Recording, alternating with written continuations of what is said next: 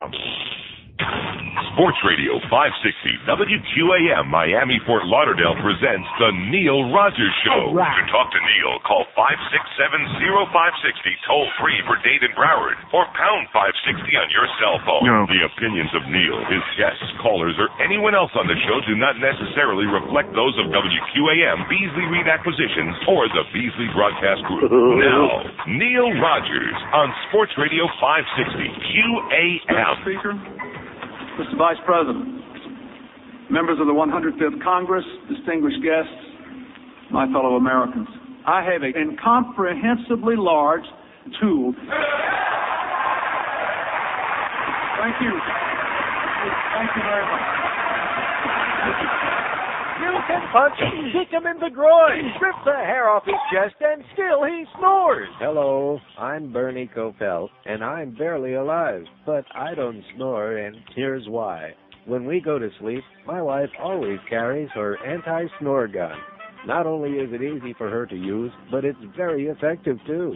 And here's why. Just one quick pull of the trigger, and you'll sleep snore-free all night long. All right. If you have a loved one that snores, use the anti-snore gun. It's just what the NRA ordered. To order yours, have credit card ready and call the NRA at 1-800-AMERICAN-WAY. It's 10:01 at 560 WQM. Happy Tuesday to you.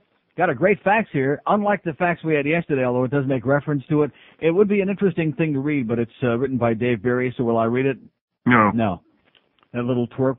But it's about the bistro meal on the airplane. Nice going there, Cheryl. Some Cheryl out there, not the Cheryl that we used to be our friend over there at Cox, but at any rate, some other Cheryl, who says, P.S. I'm a 48-year-old lady. I was too late for Backstreet Boys ticket. Enjoy. F blank blank blank Sherry. Tom Green for mayor of Miami. Nice going, Cheryl. Oh! See, here's a lady who don't want anything, unlike that bitch yesterday. By the way, did you hear yesterday? If you missed the beginning of the show, I should read that again. Oh, Sherry up there in Boca, another freeloading bitch. Another freeloading bitch. Can you get me some? And by the way, speaking of freebies, free stuff, where's Fat Boy with my goddamn dolphin tickets and parking pass that he was off to see Ray Perry for yesterday? Oh, I'll be right back, Pally. Right back, Pally. He must have got lost in Hialeah on the way or something. With Willie and the hand jive. God, what these people around here, man, they talk a good game. I want to tell you before anything else today, the most irresponsible, the blackest mark in the history of television. Who do you think it was, by the way? I know how to do a talk show. Yeah. Which ordinarily the only thing I do is I channel surf, and believe me, this time of the year there's a lot of surfing going on. Even Jan Berry would be surfing if he could, but he can't. Did I tell you about Jan Berry? Well, he couldn't surf. If you saw him now, the thought of Jan Berry on a surfboard, I think, is a little pathetic. But so I'll see who he's got on there, and sometimes for comic relief I'll watch, or sometimes out of amazement, I just couldn't turn it off. I kept flipping back to it last night because I kept thinking to myself, even at Larry, at some point here, some point is going to get up and say, you're full of crap, David. I'm getting out of here. This is ridiculous. Did he do that? No. No. David Berkowitz, the son of Sam, which, by the way, Spike Lee lays the biggest egg in the history of the human race. They yanked that, before it got in the theaters, they yanked it in the movie, too. That's how bad it was. The son of Sam. And what have I told you for years? This man with the longest tongue in history, if he could bring back Hitler from the grave, he'd have him on there sucking his ass for an hour. On worldwide TV. It's not bad enough that us in the U.S. have got to be treated to this display, but all over the world. And by the way, speaking of you crazy people in the media, those kids out there in Littleton, Colorado at Columbine High, leave them the hell alone. We don't need to hear any updates. We don't need to see any more interviews. We don't need to see any tearful parents, any frightened kids. Leave them alone. I know it's not, you're not capable of doing it. You crazy people in the media. Just leave them alone. They're back in school, and life will go on, and they'll adjust if you leave them the hell alone. See, one thing that I want to criticize the goddamn people out there at that school system, they should have said the media's off limits. You're not allowed anywhere near our school campus, and if you don't understand that, tough crap, but get out of here. That's all. That would have solved the problem. But because we're in another one of those lulls, we haven't had any mass murder in the last couple of days. So now, because the media will never let anything go. It's like a pit bull. Once it gets its teeth on something, it takes an army to get it to let go, and that's the media. These poor kids out there, leave them the hell alone. And the parents too, are you grieving? I mean, oh, Jesus Christ. No, we're not grieving. We're having a frickin' party over here, okay? We're having a bar mitzvah. Crazy people. But this thing with David Berkowitz last night, could I be the only person in this audience that saw it? No. I sure hope not. So somebody needs to hold CNN accountable. Forget about Larry because he's... I know how to do a talk show. Yeah, he's not accountable. He can't help himself. He's out of control. He'll kiss any ass you put in front of his ugly puss, in front of his hunchback body. It's like a reflex action. Like a fly catcher. What do they call those things with a long tongue? A chameleon. A lizard. A frog. Well, yeah, for any of those. That the tongue just automatically reaches out as soon as it sees a fly. And that's the way it is with Larry. As soon as he sees an ass, immediately that tongue goes darting out. I know how to do a talk show. To kiss it. Kissing and kissing and kissing. And, of course, David Berkowitz now, he's born again. He found Jesus. What a surprise, huh? While he was in a slammer, he found Jesus, and no matter what Larry asked him during that hour, my mind is blank on that. It was a very dark time, but I know the Lord forgives me, and and Jesus this, that. And then the best part of the thing was, I know the audience wants to see you pray for us. At the end of the show, we're going to say, or have you say a prayer. And I'm thinking to myself, America should be saying a prayer for itself that this irresponsible scumbag ass sucker is on their worldwide TV for an hour every night doing these things. It's unconscionable. I know how to do a talk show. Forget about the fact that he screwed all these people down here and never paid the money back. That's small potatoes. Only $50. Compared to the crap that he's pulling over on the public. You give a man an hour of worldwide television and say, do whatever you want. Make this little beady-eyed Ross Perot into a hero. A little guy who's a laughing stock, who's a joke, who's a turd burger, who says things that on their face are ludicrous. They're laughable. Got to roll up our sleeves and do, dust off those old studies. And just bring them back and bring them back and bring them back again and again and again. All his good friends, Benny Hinn, Jerry Falwell, Reverend Robert Schuller, every faker, every phony, every liar, every con artist that ever came down the pike. This man never met an ass that he didn't want to lick. It's just unbelievable. Me so horny. Yeah, that must do it for you. David Berkowitz, the son of Slam. And he's talking about how he's talking to the other murderers there in the slammer, and he's, trying to turn them on to Jesus and God and find a religion. And, of course, you can just see this whole, they all pull this crap. Because God has forgiven them, so why can't society? Let's just put it behind us and let him out again. Because now he's a good Christian, after all. And of course, why is this man alive? Because of the crappy laws in the state of New York. I love Mario Cuomo, although this was before his time, I believe, way before. But nevertheless, that was the one thing that he was so wrong on, was the death penalty. Why are if they would have fried his ass a long time ago when it should have been fried, the public around the world would have had to be treated to this spectacle last night. That was the most irresponsible, the worst hour in the history of television. What did we figure the guy's name was who invented what was his name? Invented the picture tube? Oh, Philo T. Farnsworth. Philo T. Farnsworth. He's rolling in his frickin' grave after seeing that crap last night. I mean, just... and nothing to do with that. Yeah, I'm sure. Larry, you are the worst, the most irresponsible, the lowest form of subhuman scum on the face of the earth. You're just... only $50. Pathetic. Pathetic. Is there anybody unctuous enough that he wouldn't bring him on there and toss those marshmallows? Is there anybody? No. Mao Zedong, he'd have him on there. Stalin, Hitler, you name it. There is nobody in the world that this man couldn't bring on if we could bring them back to life and suck their ass for an hour. Kissy, kissy, kissy, and make them look great. Oh, yeah, my good friend Adolf Hitler. Nice mustache, Adolf. God. It makes my skin crawl just to think about the fact that this man is on there for an hour. I don't begrudge him the money, even though he ripped off all the people down here and he's a scumbag. I don't begrudge him anything, all his 25 wives. But to go on the air and do something like this This was the worst moment in the history of the media. 10 past 10 at 560 WQM. I don't want to get worked up here on a Tuesday. Do I want to get worked up? F&A I do, baby. Scumbag. Disgusting subhuman. Oh, he found Jesus. And for him to be sitting there saying, oh, well, God has forgiven him. I hate to break the news to you, okay? This idea that you believe in some religion, that you can go out and murder a bunch of innocent people, and that anybody can forgive you. You know what I say to that? That's what I say to that. Let me pull the switch, just for a few seconds. Only $50. I will not give it to you. What a suck-up job that was. Well, you can tell by the way you use my voice from different ends. Those of the voice. See, I've been this way since I was born, and I'm hung just right, getting never gone.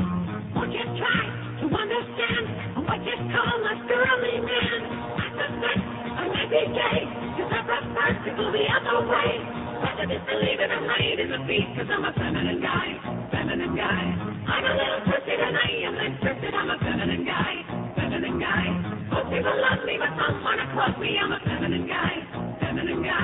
Ha, ha, ha, ha, feminine guy. Ha, ha, ha, ha, feminine guy.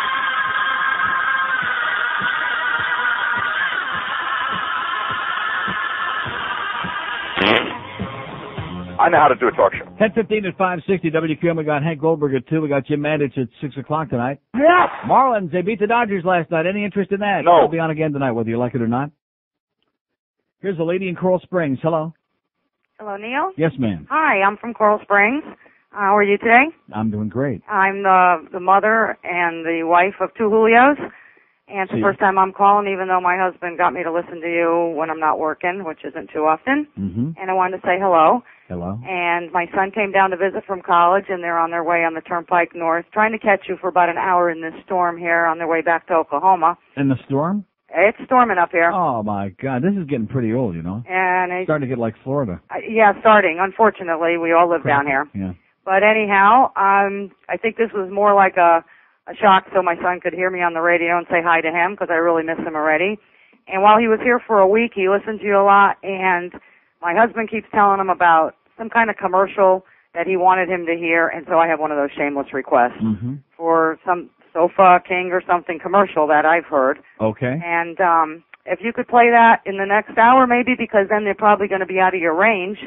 Then they're going to be out of my range? Well, they're heading north, so I don't know how far they're going to get the station in, especially in this weather that's up in Coral Springs.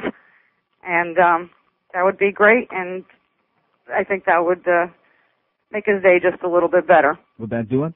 I hope so. And I hope just hearing me on the radio is that might do giving him a shocker. That's going to really do it. And I don't really know what you were talking about in the past few minutes because I turned the radio down. I don't want to hear that echo in the back. I was just talking about Larry King kissing David Berkowitz, the son of Sam, kissing his ass last night on CNN. Well, I heard Jerry Falwell, and that was enough for me because all those people are just a little bit too much. Yeah. Okay, listen, have a great day, sweetheart. Thank you. See ya. Bye-bye. Listen to me. This is Stan Beinstein for Sofa King, you understand? Where everything is held to the high Sofa King standards. The selection isn't just huge, it's Sofa King huge. Believe me, you'll never shop anywhere else. And Sofa King's prices aren't just low, they're Sofa King low. You'll never find them anywhere else. Listen to me. When I say Sofa King has a beautiful store, I mean Sofa King beautiful. When I say the staff is helpful, I mean Sofa King helpful. Listen to me. Get to know the Sofa King and enjoy a selection that's Sofa King huge, a staff that's Sofa King courteous, and prices that are Sofa King low. You'll never shop anywhere else. But don't take it from me. Take it from satisfied customer Frank N. Stein. Sofa King good. You said it, Frankie. Sofa King good. And this plays bad. 10:18 at 560. Where's Fat Boy with my goddamn Marlin, Dolphin, whatever the hell that team is? Where were those tickets? Piece of crap. Probably already in Hialeah. 56705. I want to hear from somebody else who saw that last night. And you know what the problem is in this country? I don't want to start getting serious today, heavy duty, philosophical, but it's not just down here. It's the whole country. It's La La Land. They're all going, like that. They had a CBS poll last night, and this is on the heels of the Atlanta thing This is on the heels of the thing out there at the Jewish Day Care Center in California, in L.A. This is on the heels of they're going back to school in Columbine High in Littleton, Colorado, on the heels of all of this stuff, and gun control and guns and whole gun thing, way down the list of the issues that the public is concerned about. They're still concerned about dollars and cents, how much money they got, et cetera, and so on.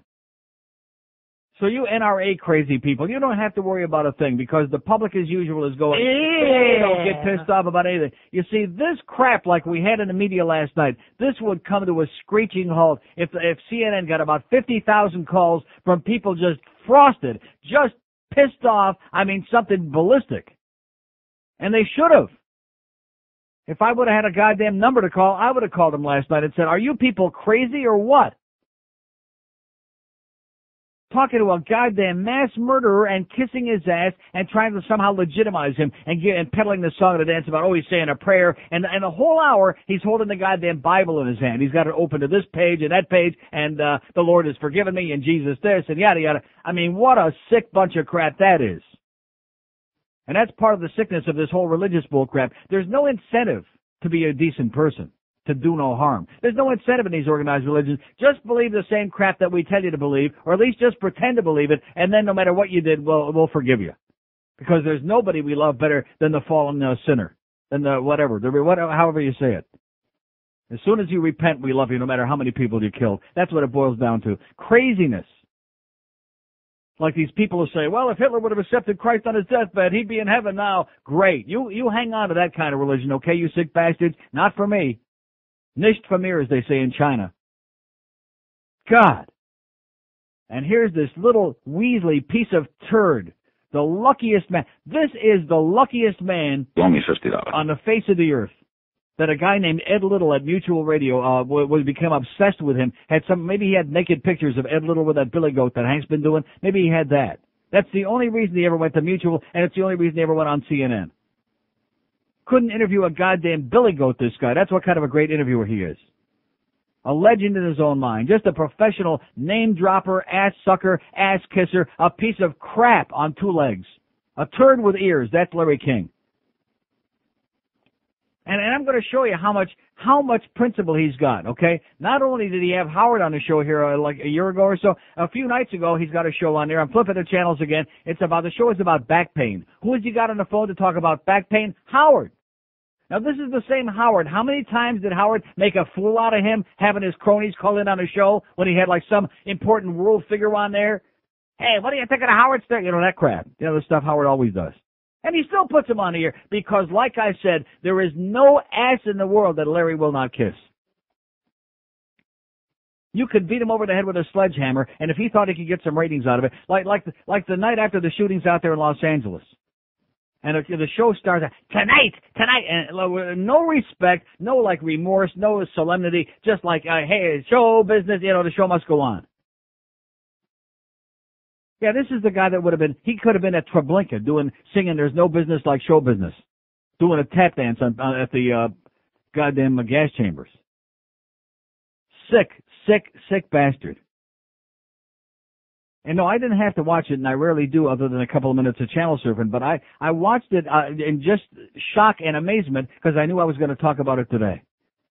Thinking to myself, I realized that, you know, you can rationalize a way to kiss somebody else's ass, but too bad Ted Bundy couldn't still be alive. You could talk about what a charming guy he was.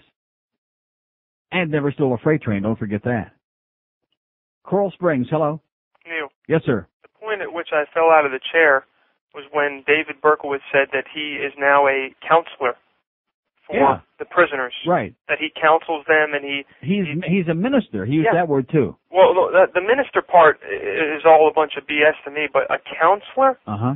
I mean, come on. What is this guy possibly going to... on the scam. How do you, get pretend you've found Christ in prison and maybe they'll let you out. That's what he's counseling him on. Yeah, the dog done it. Right. You know, it's unbelievable. No matter what he asked him, that's a blank period, it was a dark period, it's all blank in my mind, and then he go right back to the crap about God and the book and all this other horse crap. Yeah, I had to turn it off, because otherwise I would have puked all over my floor. How can this be? How can they put this crap on worldwide television and nobody gets pissed off? They'll put anything on TV, Neil. It doesn't matter anymore. I'd rather watch a Ron Popeil infomercial for 20 hours with my hands tied behind my back than watch that crap again. As long as it doesn't have nudity or some obscenities, they'll put it on TV. Right, as long as it's not entertaining, right. Exactly. Okay, thanks. 5670560. Like I said, the public is sitting out there. Hey, we don't care. We don't give a crap. That's why every goddamn thing they put on television is a goddamn scam and a ripoff. Except for Britney, of course.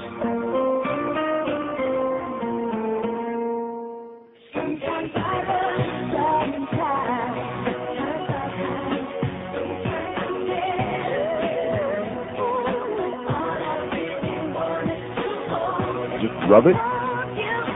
Yeah, quit rubbing it. Oh, and by the way, I hate to burst your bubble, so to speak. You know who is unbelievably grotesque and ugly? Even uglier than Nick of 98 Degrees? Christina Aguilera. You know, they had that Teenage Awards show. Oh, on Fox last week, which is a horrible show, by the way. And they gave the awards to whoever was in the country. Backstreet Boys couldn't get any awards because they were still in Europe when they taped it. Does anybody believe that Jennifer Lopez was the hottest single of the summer? No. No, but she was there. But Christina Aguilera, don't get it. I'm telling you, she is grotesque. She is living proof that camera angles and a lot of makeup can make anybody look lovely. Except for... It's only $50. Here's a mobile in Hollywood. Hello. Good morning, Neil. Yes, sir. How you doing? Okay. Talking about Bible thumpers, and believe me, I could give a crap about this, but I'm watching sports last night. Yeah, they have a little ticker tape on the bottom. Yeah. Here it comes. Dolphins sign off of waivers Underwood from the Vikings. Right. Another a-hole on our team? Right. Another problem child. Yeah. That's Jimmy's rehab year. Yeah, no kidding. This guy, you heard about him, right? Yes. He took the money and took off to be a preacher. Uh-huh. And spent the money, and it's like, who cares about anybody else? Right. You know, hey, listen, he's coming on just at the time when they're getting all excited about Cecil and Robert Baker. This town, it's like all the sports fans. They don't care about that. They don't care how many people you killed, how many freight trains you stole. As long as you can help us win and run fast, that's all they care about. It's disgusting. No kidding. Can I call somebody a douchebag? Yes, sir. Frankie, you insurance selling douchebag. Okay. See ya. Yeah, Jimmy's, that's why I told you they had to bring in Dave Wanstead. He's the team warden this year. The only team in the NFL that's got its own warden. 5670560, pound 560 on a mobile one line. Maybe it'll be a stroke of luck. Maybe I'll be the only one, and then the other guy that called a couple of minutes ago that saw that Larry King debacle last night. As many people as saw the Son of Sam movie. Nice going there, Spike Lee, again, as Spike really hits it on the head. And he's asking him questions like, well, what do you think about Spike Lee and about his family? And what is that? What does that have to do with anything? Like, we want his opinion on filmmakers and on society, on sociology and on human relations, and et cetera and so on. This is the most disgusting program. I urge everyone to complain to this station. Get the lubricant for the new millennium. Get Y2KY Jelly, the personal lubricant for home, the car, the boat, or the office. Lubricates appliances, bikes, the lawnmower, the chainsaw, Grandma's wheelchair. I'm falling. The BB gun, the bow and arrow, the white or the cat. Y2KY Jelly, available at Y2 Kmart. So what's wrong with little incense and peppermints this morning, huh? All we need is the peppermints now. 1031 at 560 WQAM, 5670560, pound 560 on the mobile one line. Here's a great fax from the same person that, by the way, was faxing me yesterday, ripping me about Jan and Dean. You noticed the handwriting. But here's some good news from this clown, from this geek. Just to let you know, Tom Green is trying to make a movie. It'll highlight a whole list of stuff that he does. It'll be out this winter. Says how do you like that, huh? See, that's what ought to be on worldwide every night on CNN between 9 and 10 o'clock. Not some ass-kissing clown hunchback. Yeah, something that might give people a few laughs around the world instead of getting all the press with that crap, with that ass-sucking. This is the thing that really cracks me up. The Broward School Board are having their big meeting again today, and the one teacher, Springer, he says, well, maybe it was a bad judgment. I should have done this. Bull crap. That's the kind of crap that people are worried about. If anything was obscene, okay, the ass-licking that was done on CNN last night of a convicted mass murderer was the most obscene act I've ever seen in my life. They could have put Debbie Does Dallas on there. They could have put every goddamn porno movie ever made, and it would have been nearly as obscene or as pornographic as the crap of seeing this hunchback sitting there trying to glamorize a mass murderer on worldwide TV. Disgusting, grotesque, unacceptable. Ted Turner, you ought to bury your goddamn head in shame. You ought to bury it in Jane Fonda's rectum if you're still speaking, which I doubt. 5670560, pound 560 on the mobile one line. And like I said, the public out there, we don't know. We don't care. What's for lunch? And you know something? On the whole show yesterday, did I have one call about the macaroni grill? No. No. Not one call about it. After I told you of our great dining experience there, that was only blotched by the fact that they had that guy from the kitchen come out, that young Schwarzer stand up on the table and sing whatever that song was. Old Black Magic, something like that. When he broke into Swanee River, I just about lost it. That was too much for me. In the middle of an Italian restaurant. Here's a Mobile in Weston. Hello. Hey, Neil, how you doing, buddy? Okay, sir. Hey, listen, I was watching that Larry King last night, and I was waiting for him to jump on this guy. Yeah. You know, he asked how him many times do you let a guy get off the hook and keep going back to that Bible crap? He asked him about the dog. Oh, I don't want to talk about that. Anybody else after about the third time that he pulled that crap would have just gotten up, pulled the microphone off, said, "We're ending the interview, blow it out your ass." Yeah, and then he says, I was in a cult, and he says it was kind of a cult. He never even asked him what. He wasn't no cult. He's just a maniac. Maniac with a Bible in his hand preaching that he's turned over to God. I would like to see about 7 or 8 of the family members of the victims sitting there next to Larry King asking him some questions about God. I'd like to see him there pulling the few hairs out of Larry's head would have been great. I couldn't believe he didn't jump on him once. And then he says, are you going to be envious of me when I walk out of here and you're not? And he goes, no. Yeah, who the hell wants to look like that? Jesus, I couldn't believe it. Well, Neil, have a good day. Thanks for the report. The worst talk radio I've ever heard in my life was on WIOD. Thank you. 567-0560, pound 560 on the mobile one line. Here's Fort Lauderdale. Hello. Yeah, Neil. Yes, sir. Speaking of surfing, on the Teenage Awards, did you see that girl? I just happened to switch on. She was like totally wasted. They were holding her up. No, she wasn't wasted. She was, that was the Make-A-Wish Foundation. They brought her out. She was like a, whatever she had, retarded. Oh, is that it? The one that came out, I think I'm going to barf, which I don't think they were prepared for that, but that's what she said. Oh. And then, of course, the 98 Degrees kids, they also thought they were going to barf because she wouldn't let go of them. Nick, especially at 98 Degrees, she glommed onto him and she wouldn't let go. Oh, she wouldn't let go. Right. Of course, I guess I wouldn't either, even with that ugly puss, but nevertheless. Well, I'm sorry. That was the story. Listen, I got a story about this asshole. In the 70s, you remember Gold Triangle was down here? Yeah. Okay. I was working at Gold Triangle, and they were doing credit, and they were trying to sign up as many people as they could. And they had an unlimited card. If you were approved and you had good credit, they gave you an unlimited card. Only you could buy $50. hundreds of thousands of dollars, and they never checked you. Right. And I didn't know. I was fairly young then. I thought Larry King was on the radio. He was an all right guy. Yeah. So I knew the credit manager. I got an unlimited card. Well, you know what happened to that. Yeah, exactly. And then he almost got the guy lost his job over it. They still got a drawer full of bad checks that he bounced at I think it's a Gulfstream. I think that's the track. Unbelievable. You think that the guy would have a little Here's a guy that's made millions and millions of dollars. His public relations people keep saying, oh, yeah, he feels real bad. He's going to come back and pay these people back. Never paid anybody back a dime. Not a dime. Not a dime. In fact, half of the people are already dead. They're pushing up daisies, which I guess is what he's counting on. Yeah. Incredible. All right. Love you, Neil. Okay, see you. See you at Gold Triangle. That's probably why they're out of business. Larry King did to them what the old farts did to Pumpernicks. Put them right out of business by stealing all the silverware and Sweet and Low. Nice going, Larry, you piece of scum. Only $50. Scumbag. 567-0560, pound 560 on the mobile one line. Here's Virginia Key. Hello.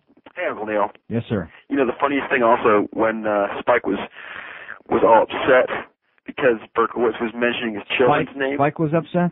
Yeah. Because Berkowitz said, Spike, you and your wife and your children, he named off his wife and his children. Have a good night. I didn't see that. This was when the movie first came out, and Spike was all upset that happened. What are you doing making a movie about a live serial killer, you idiots? That nobody wanted to see and that all the critics just ripped the crap out of. Right? Yeah. Also in the local family values note here, we have Hugh Green. Did you hear about that? No. Football player. Got busted again. He's spending 5 years in jail for not paying child support. Right. Yeah. So here we go, another quality people on the football team. And what about Mark Clayton? What happened to Mark Clayton? Same thing. Oh, really? Uh-huh. Color me child surprised. support. Color me surprised. Okay. Okay. Color you dark, baby. 567-0560, pound 560 on the mobile one line. All these upstanding criminals out there. We don't care. We want to win. We want to win. We don't care. We don't got no principles. We just want to win. You see, I say not only are the guys that are doing the act, not only are they scumbags, but people who support them with the attitude we want to win. You're just as bad as they are. You're also a scumbag. I don't care how many, I don't want to say it. I don't want to say that I'm hoping that they lose a whole bunch of games this year. That would be bad. Wouldn't that be bad to say that? Uh-huh. That would be really bad. But, anybody like Jimmy Johnson who just throws principle right out the window and says, hey, any scumbag that nobody else will take, we'll give him a shot. Because we could be something special. We could be special. Yeah, maybe special ed. Maybe that's what you need over there in Dolphin Camp. Special ed. Don't have a bone spot. If you've got chipped, dented, cracked, or broken implant, then you need Implant Crafters at the mall. At Implant Crafters, we've got a silicone mill right in the store, so we can make you shiny new ones in about an hour. I broke off my implant spleen. Bingo. Oh, 66. Bingo. The next day, I went to Implant Crafters at the mall. I dropped off the broken pair, went to Radio Shack to get a hearing aid battery, and by the time I got back, my implants were ready. Implant Crafters at the mall. This week's special, buy two, get one free. 10:43 at 560 WQM. In fact, I think CNN, if they wanted to get some real numbers in there, should replace it with an hour like Hot Young Naked People like on MTV. Get about a 95 share, I'll tell you right now. 5670560. By the way, I don't want to be the voice of doom and gloom here on a Tuesday because I'm feeling really great. In fact, I'm looking forward to 2 or 3 more lunches today. Pavel Bure has skated all Russian camp. How do you like that? At the Gold Coast Ice Arena in Pompano starting today. Nice going there, Pavel. Stay healthy, baby, because a lot of jobs are depending on it. And then you go later into this article by Michael Russo. I realize it's only August 17, but nevertheless, it'll be another month, 3 days less than a month for the first exhibitionist game over there in Fort Myers. Nothing on trades, it says. What a shock. There had been speculation the Panthers wanted to acquire Alexei Yashin or Carolina's Keith Primo, but Chuck Fletcher says he doesn't anticipate personnel moves before camp. They're going to look at this one and look at that one and analyze. And Brian Murray says nothing's on the front burner as far as any trades are concerned. Nothing's on the front burner as far as any trades are concerned. But they're going to re-sign Shishi Spacek. That'll get everything all iced up. Get ready for another long season, baby. Hold on tight. The same old tired faces. 5670560, pound 560 on the mobile one line. Got a great fax here from a guy named Tom Dunphy who lives in Miramar. Copy of a letter he sent to the Sun Sentinel about the Marlins ballpark and all that hysteria. You see, their philosophy, it's kind of like a Bob Green thing, who used to say it's not a question of if, it's a question of when. Their thing is, it's not a question of if, it's a question of where. In other words, they're trying to convince you, and I told you this is the scam that they're pulling. Oh yeah, it's a done deal. We're just going to pick and choose where John Henry wants it and which politicians will sweeten the deal the best. So it's not a question of if we're going to get that new stadium, even though nobody in town wants it, but just a question of where.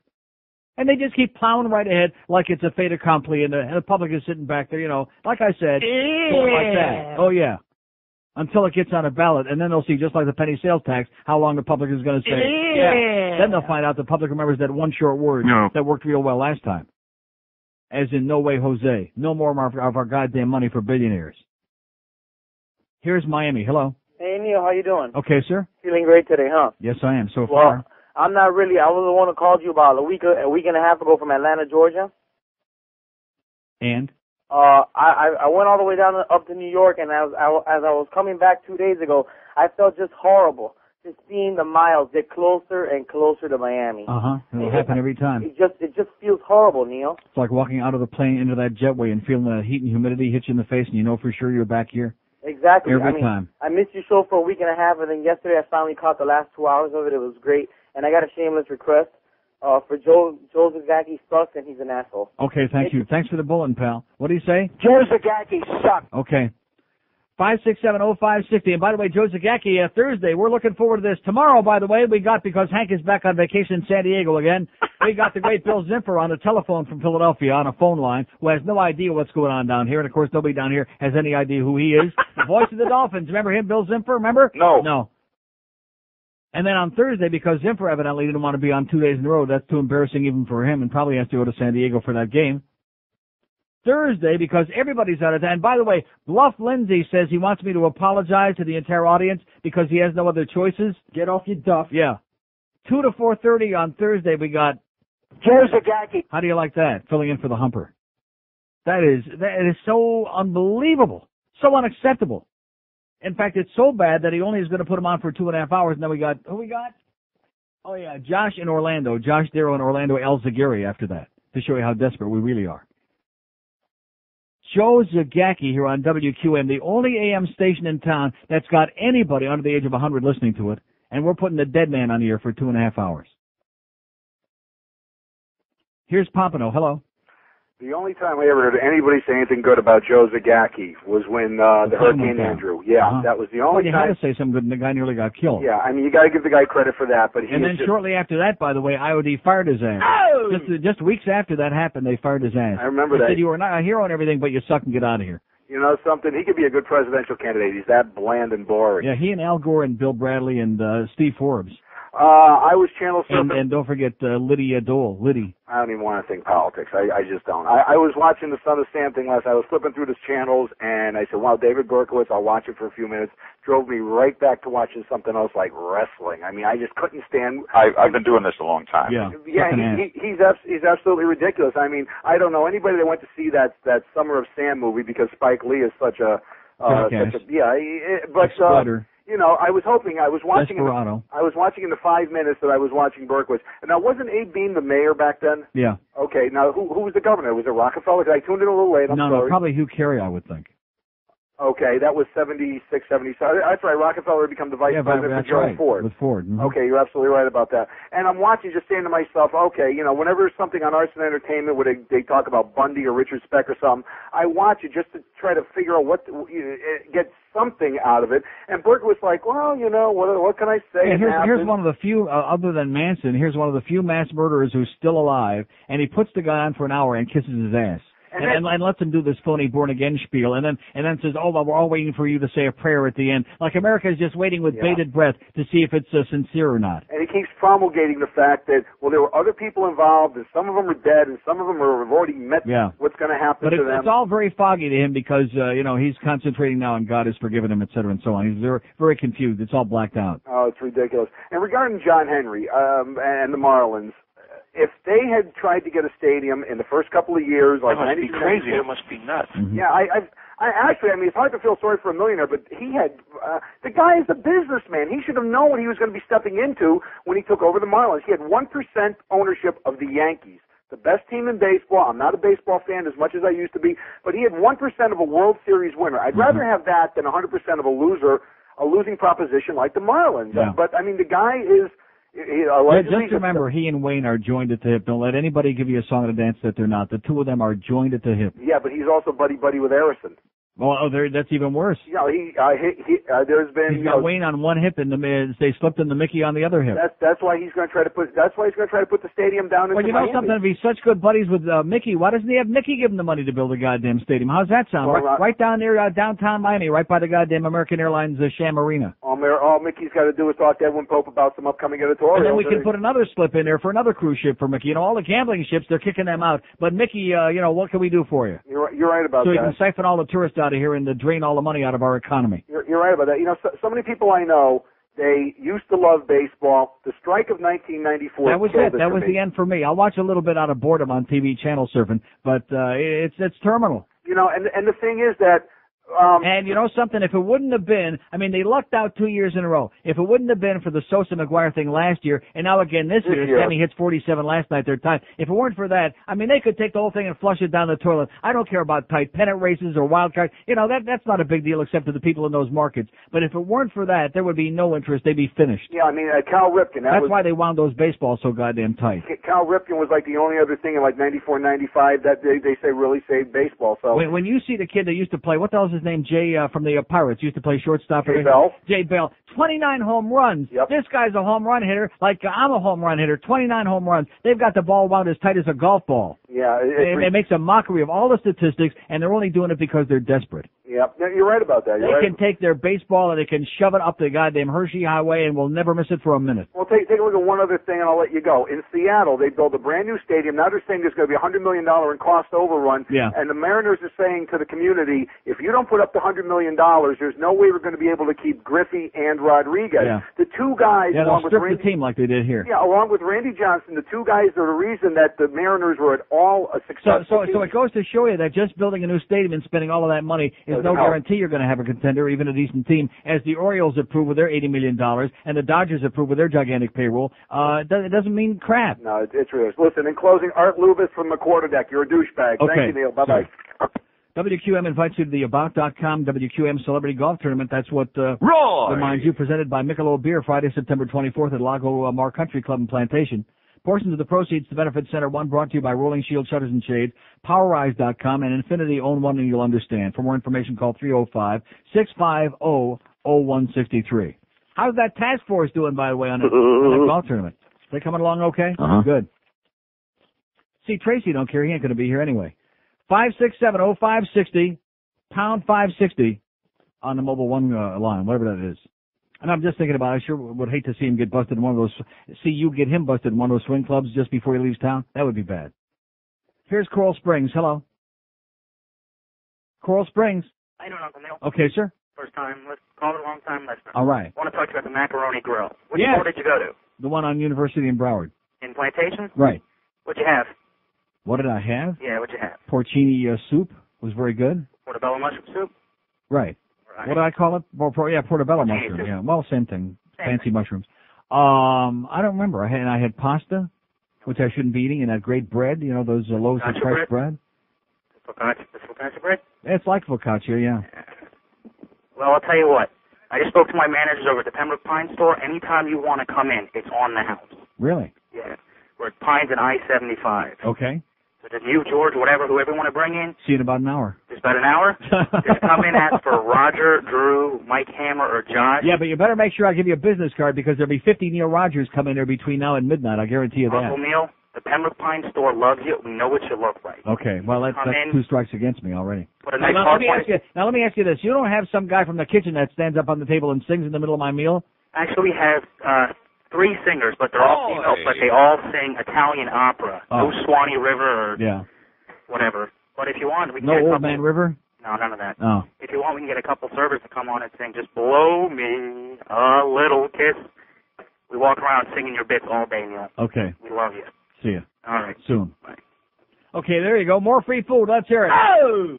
Okay, we got that taken care of. Now let's work on Godfathers. No, seriously, that's what I come in here for every day. You should know that by now after all these years. We come in here to get some free food, screw around, wait for a check. George is waiting for his bonus check now. See, this is something we can all laugh about, except for you that, needs the money desperately. And your good buddy Greg was in there this morning. He mentioned anything about your bonus check? No. See, this is the problem. Just like after the ratings come out, and I said, let's get a call Ponytail and have a whole bunch of food in here, and that really shocked the hell out of me. Just shocked me. Shocked me. Bluff is standing there and you're saying, oh, do you think we could ask Greg if it would be okay? Like we have to ask his permission? Like we're going to pee on his parade if he wants to have a ratings I just want to make sure they weren't having one of their food things. Well, I don't care if they're having. We'll put it in the goddamn hallway. It'll disappear fast. Put it on a copy machine. It'll disappear in about 30 seconds. We have to ask Greg his permission to see if we can get free food in here to feed the troops. Boy, what a pussy you be. And and it don't help. You're still not getting the goddamn bonus check till they're good and ready over there in Naples. The measlies. That's who Larry King ought to have on there. Forget about David Berkowitz. You talk about axe murders, you ought to have the Beasleys on there. They ought to be on goddamn death row, the whole bunch of them from what I hear. Unbelievable. Just for not paying their bills, that alone. It's just criminal. There are people on death row for lesser crimes than they commit around this place. 5670560, pound 560 on a Mobile One line. So what are we going to do about lunch today? Let's get Godfathers, huh? No, seriously, I can't believe nobody from Fort Myers has called. I gave the address yesterday, 14690 Metro Parkway in Fort Myers. I'm trying to turn you people on a great pizza joint. Of course, I say great pizza joint. It's years and years since I was in that one in Sunset down in Kendall. Man, that was a good place. Right, Javier? I bet you he don't look too good anymore either. But no, it's about 20 years ago. They're in Gainesville, they're in Newport Richey, they're in Orlando, they're in Palm Harbor, Pensacola, Pinellas Park, Port Charlotte, Spring Hill, St. Petersburg. They're in Stewart, Tampa, even Valrico and Venice, Vero Beach, Winter Springs, Castleberry, Bradenton, Daytona. They're all over the goddamn state. Are they here? No. Anything good. Anything good except this show. It's everywhere else in the state, but it's not here. Pathetic.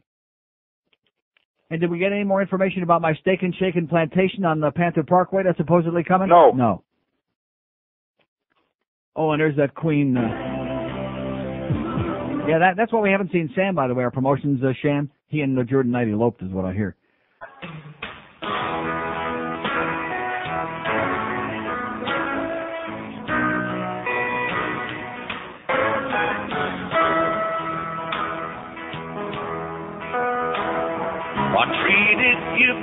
eventually I know that was wrong. Like a fish in the ocean, strung you along. Then I found out the joke was on me and not you. Please say it ain't over. Won't you give me a clue? Yes.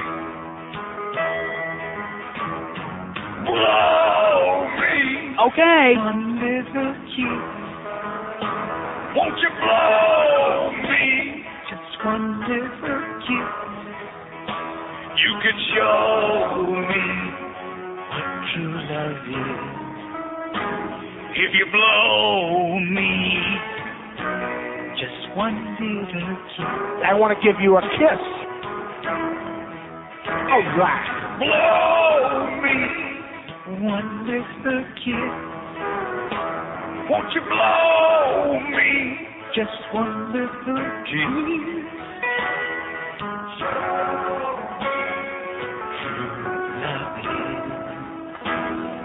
Blow me, just one little kiss.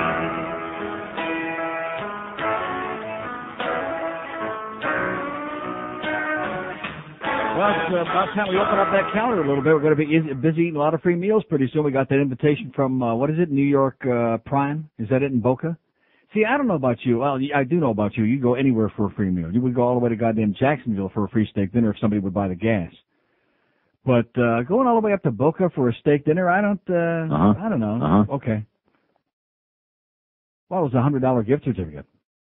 In fact, I think there's a message in my answering machine from a Rimmer saying you just happen to be going up to Boca one of these days very soon. But at any rate, we got that one pending, and now we got the macaroni grill. See, I don't understand. I'm very grateful to the guy from Pembroke Pines from that location from calling in, and Gary Sarner tells me they just signed up, just coincidentally, signed up Macaroni Grill, a big contract here on the station, which we're only $50. All excited about because it's a good joint. But in the audience, is there anybody called in that's ever eaten there that's got anything to say? No, I don't understand this crowd. You know, I realize it's the summertime, and I realize that day by day, between now and Labor Day, I mean, you talk about thinning out. Even my hair hasn't thinned out like this town has. But there's got to be somebody. There were a whole bunch of people in there that night, last, whatever night it was, Thursday.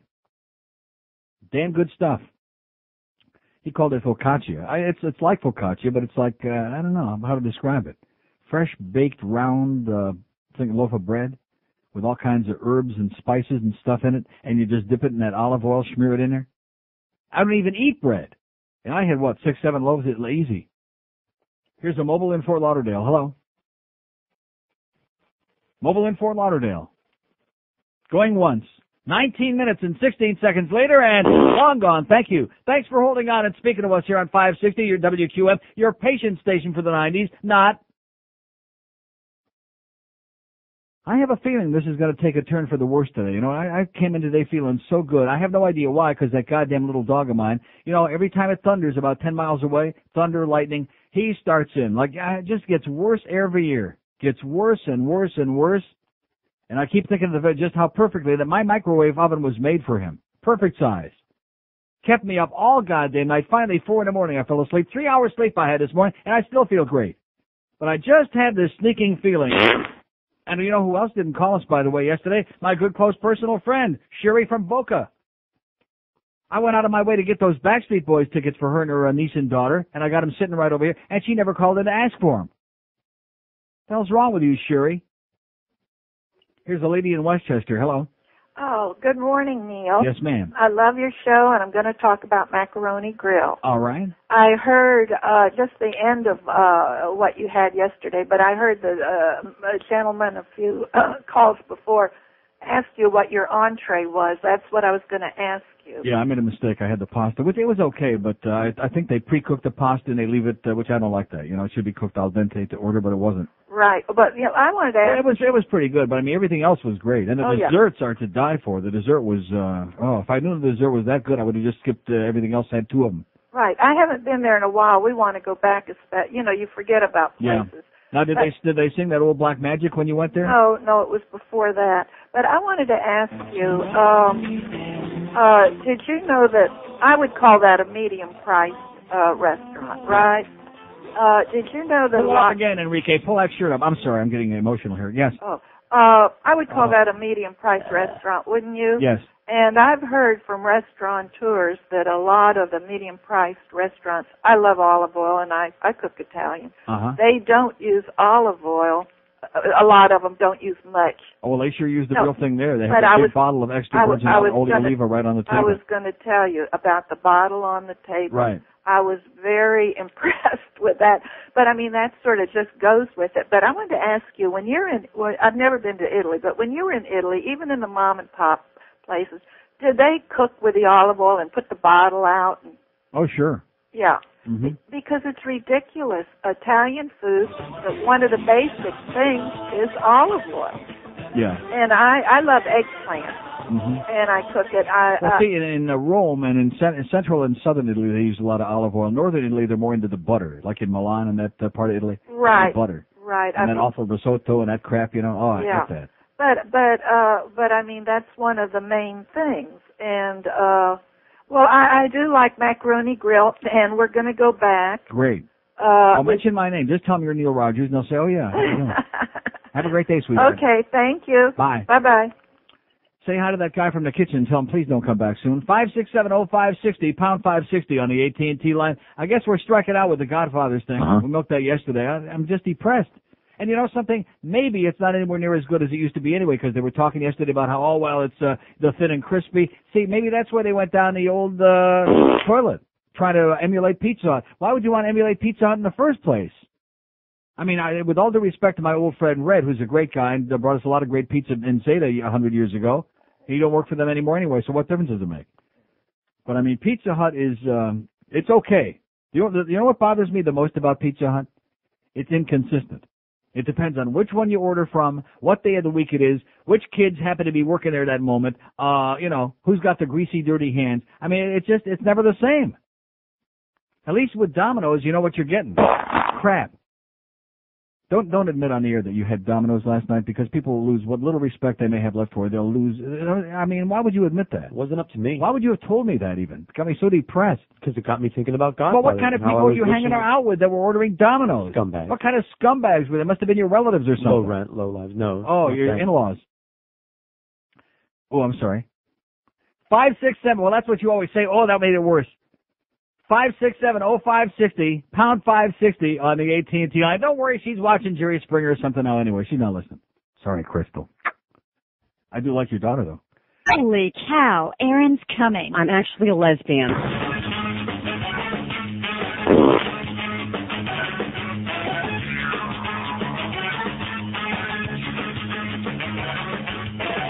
Put your left foot in now. You take your left foot out. You do the hokey pokey.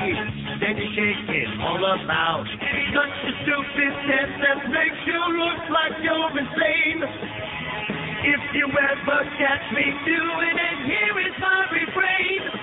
Put a bullet in my brain. Put your right foot in. Doing the hokey pokey. Take your right foot out. Doing the hokey pokey. It's not hip to do what's said.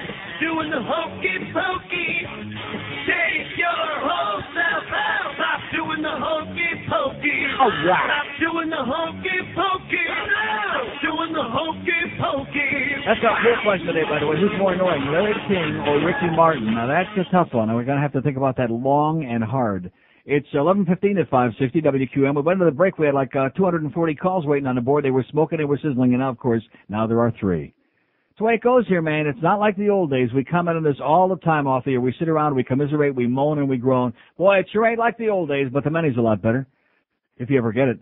5670560. It's not a question of if, it's a question of when. That's the philosophy in this business, especially the Beasley Reed people. You'll get paid eventually if you have a lot of patience and you can survive the bill collectors. We'll eventually give it to you if we have to.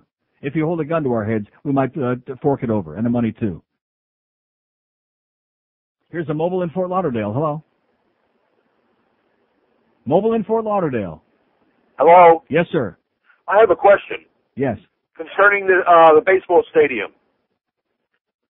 I'm listening. Okay, my understanding is a state or county municipal bond issue based on the revenue from the Marlins would be the perfect way for them to raise $400 million.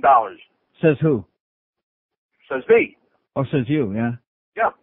In other words, it's been done for big projects everywhere. Uh-huh. Why has it not been done possibly on this one? Who's eventually going to have to pay for that? The revenue from the Marlins. And what if there's a shortfall? What if the Marlins don't make the revenue? Well, I mean, they still have to pay for it anyway. Oh, they do? Yeah. Well, they're not going to go for that. Well, it's the best way to get money without laying out money by individuals or taxes or anything else. Call up John Henry and tell him that, okay? You call him up and tell him. Because as far as I'm concerned, the answer is no matter what kind of funding, the answer is... I must be crazy. I must be nuts. Still the same. No. No. Just get out of town. Just go away. 567-0560, pound 560 on the AT&T wireless line. We got 600 or 700 open lines. I don't want to talk about John Henry. It's too depressing. I don't want to talk about the fact that they're going to try to put this over on the public because I'm very confident that if it goes on a ballot in Dade, in Broward, if it goes on anywhere, that's going to be the answer. Make no mistake about it. Here's Hialeah. Hello. Neil, God, what's up, buddy? Yes, sir. Hey, whatever you do, don't ever go to Pizza Hut in Hialeah. Yeah. Macaroni and grill, that's Do they put those dead chickens on it? Oh, whatever they put on it, who knows? You never know what they put on it. Mm-hmm. Macaroni and grill. Excellent place to eat, good price, good food, but the service sucks. At least I went to the one in Pembroke Pines and... Yeah. Oh, you mean the guy that just called a minute ago, Pete? Oh, I don't know. Yeah, he just called a few minutes ago and offered us a free meal, so, maybe for you the service was bad. Next time mention my name, the service will be a lot better. Oh, I hope so. Yeah, because you'll tell him that if you don't get real good service, you'll tell me about it and we'll put it on you and rip him an ass. I couldn't have said it better myself, pal. Oh! Yeah. That a boy. He said it just the way you ought to say it. We don't want to pay for that crap. Only he spelled crap with an SH. Nice going, sir. God bless you. 567-0560, pound 560 on the AT&T wireless line. 20 or 30,000 open lines here today, and the audience is dead as a freaking doornail. You're not going to bring me down today, baby. I'm counting those days. I'm counting those days till vacation. I'm counting the days, the minutes, and the hours. Just look on our website on neilrogers.com, and you'll see some other days that I'm counting too, okay? Counting down the weeks and the days and the months so I could say, goodbye. Thank you so much for making me beg to speak to you every day for the last 25 years, 26, whatever it'll be at that point. Thank you so much for you. And you know something, maybe I think about this every once in a while, although I really doubt it, but I'm trying to give this area the benefit of the doubt. Maybe I have a really jaded view of South Florida because of the fact that, my relationship with this town is based on these 4 hours every day of my life between 10 a.m. and 2 p.m. Maybe there's a lot of really friendly folks out there and really outgoing and really bright, and this is a real activist kind of a place and a fun place to live. No. And maybe it's just, Yeah, that might be it. These lifeless scumbags that I try to motivate every day between 10 and 2, maybe they've jaded my view of this town, giving me a really wrong impression of what it's all about. You think that's possible? Huh? No. Here's Miami. Hello. Yeah. Yes, sir. Okay, great. Okay, no problem. Next time you call, take the sock out of it, too, in your mouth as well. You know what I'm saying, sir? Rectum. Yeah. 567-0560, pound 560 on the AT&T line. Here's a mobile in Fort Myers. Hello. Hey, Neil. Yes, sir. How you doing? This is Paul over Fort Myers. Yes, sir. Gotta tell you, I apologize for not having a toll-free number for you people, but the Beasleys are the cheapest bastards on the face. They make the French Canadians look like big tippers. I hear you. Hey, listen, I love your show, man. Glad these left-wing radical Christians over here haven't shut you down yet. I'm calling you on the cellular so they don't trace my number. Screw them. And, They probably enjoy it. Put a smile on their puss. Hey, I heard there's a Godfathers over here on Metro. Yes, and, sir. I work over there. I'm going to give them a try. I'm going to give you a report. What should I try? Try the thick, the deep dish, the pan pizza. That was their original thing. It's the best. It's 14690 Metro Parkway. All right, I'm going to give them a try today. I used to own a pizza place up north in Connecticut, so I know what good pizza's like, and I haven't had any since I moved to Florida. Well, this is a lot different. I mean, it's really unique if they're still making it the way they did years ago, but it's really out of this world. All right, I'll give you a call back tomorrow. Okay. And thanks for the show. Thanks. Yeah. There you go. See, I told you we get a guy from Fort Myers, even though he's got to pay on his dime. He's going over to Godfathers to give it a try.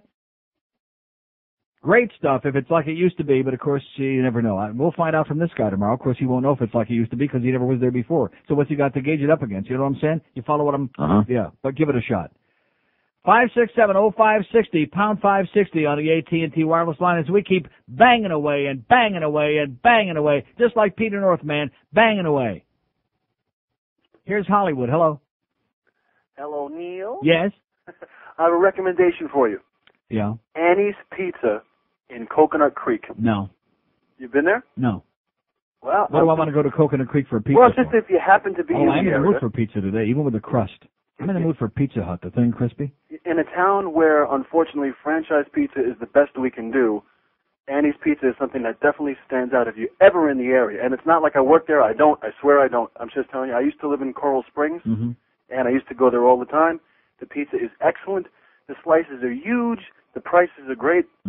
If you're ever in the area, you should definitely look to try and check it out. Okay. And I just have another question for you, Neil. First of all, I'm a long-time first-time. Okay, I love your show.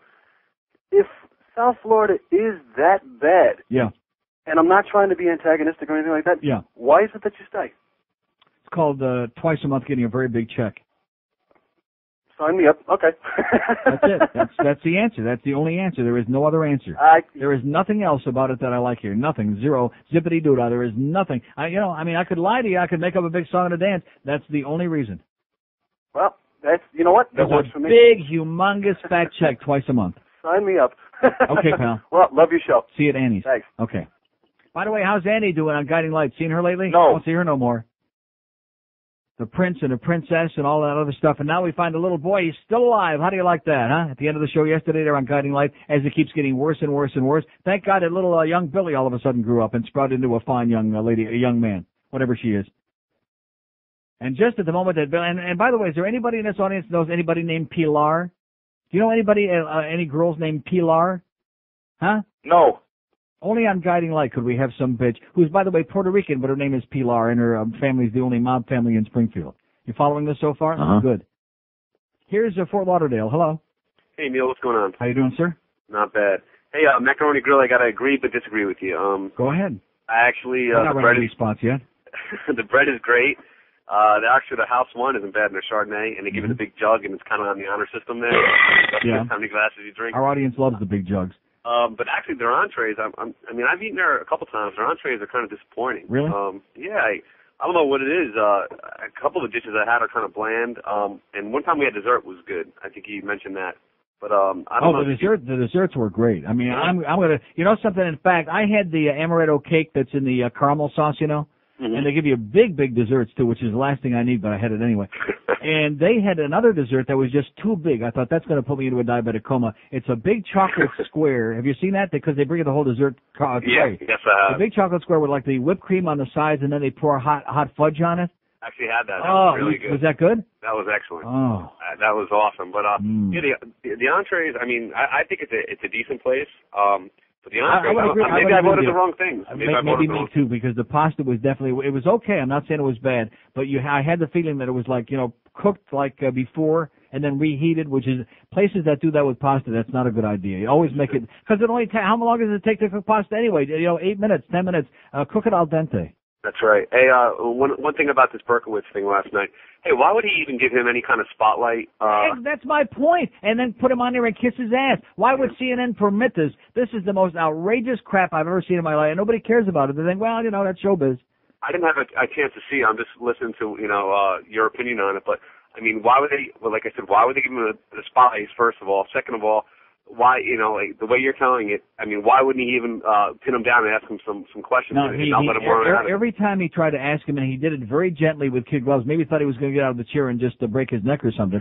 But every time he even bordered on a tough question about all the murders and why did he do this, he would just evade and, well, it's all a blank spot in my memory, and now I find the Lord, and the Lord, I know He's forgiven me, and so I can find, and it was just a bunch of double talk, a pile of crap. Too bad. He's selling himself out, Larry King, huh? I've been doing this a long time. He's been doing that a long time, yeah. All right, Neil, take it easy. And see ya. And counting the money all the way to the bank. I guess, forget about conscience. Just take the goddamn money and run to the bank, like I said. Right, Larry? Only $50. Okay.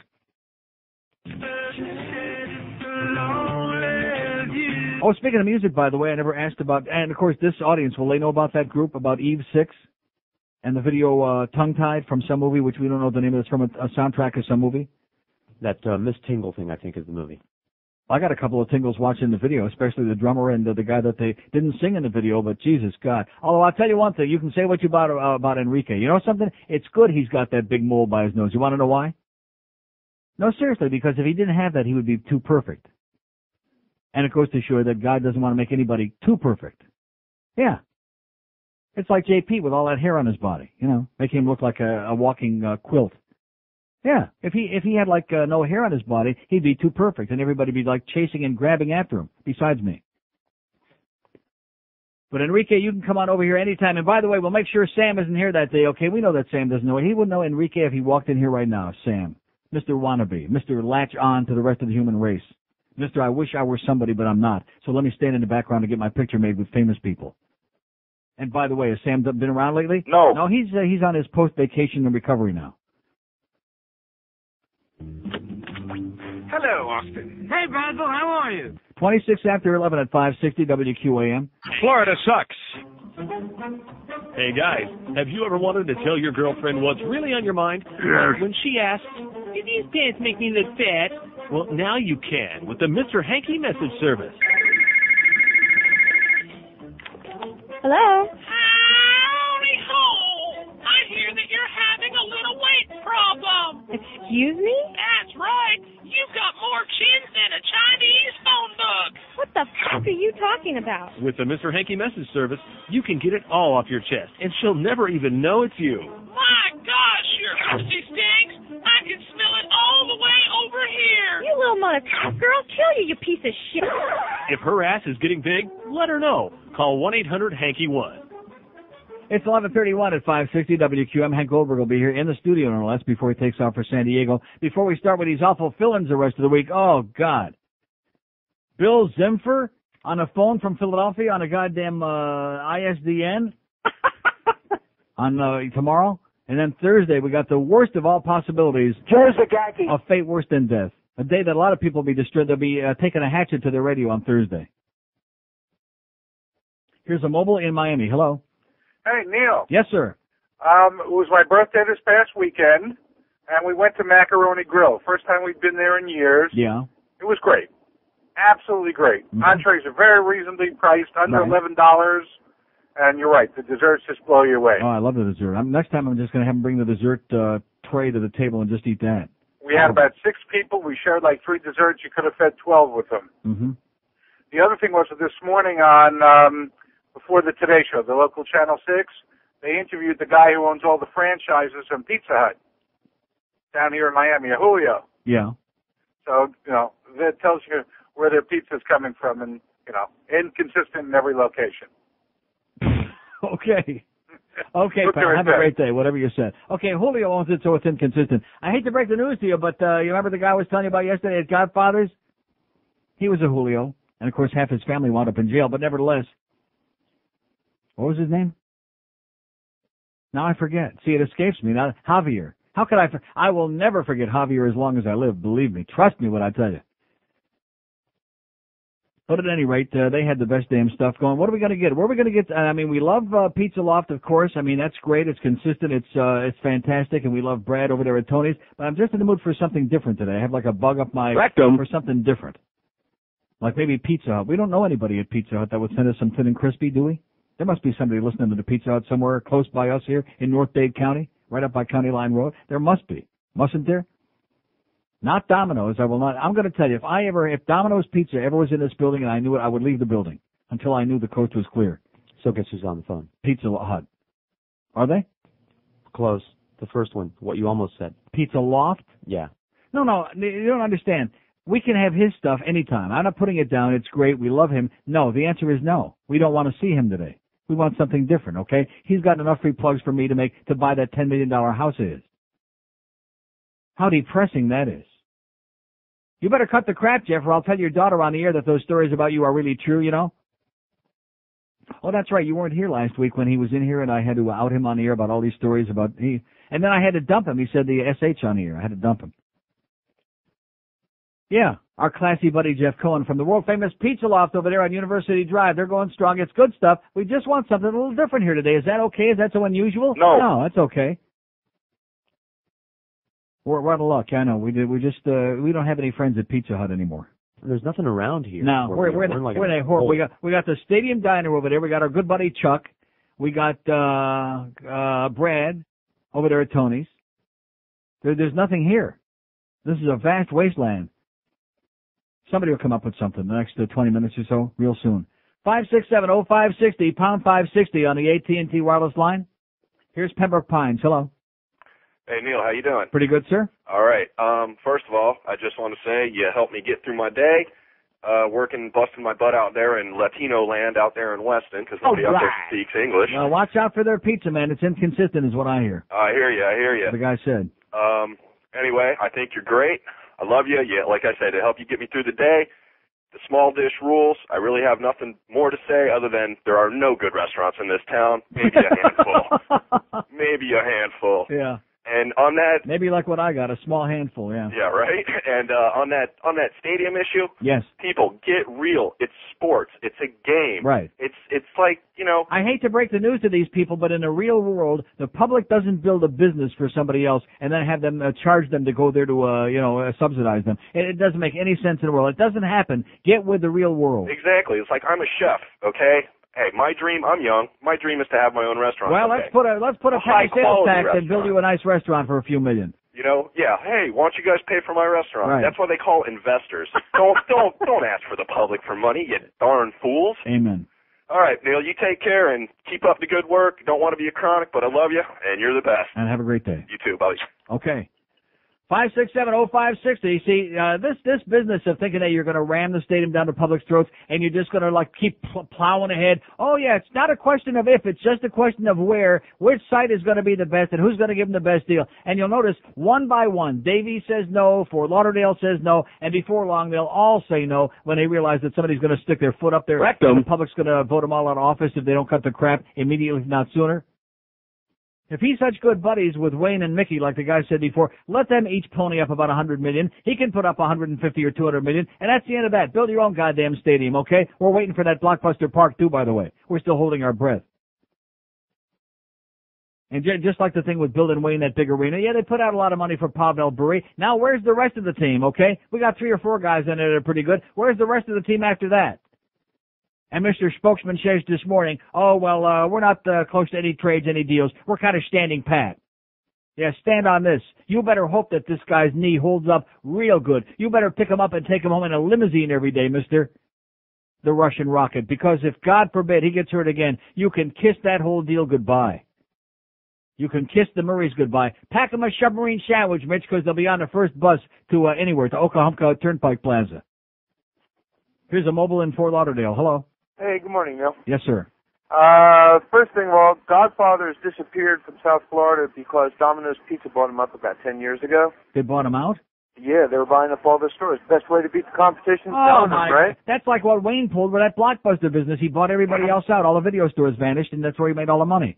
Exactly. Well, you know something? If you would have told me that somebody good bought them out, I'd say, but Domino's bought them out?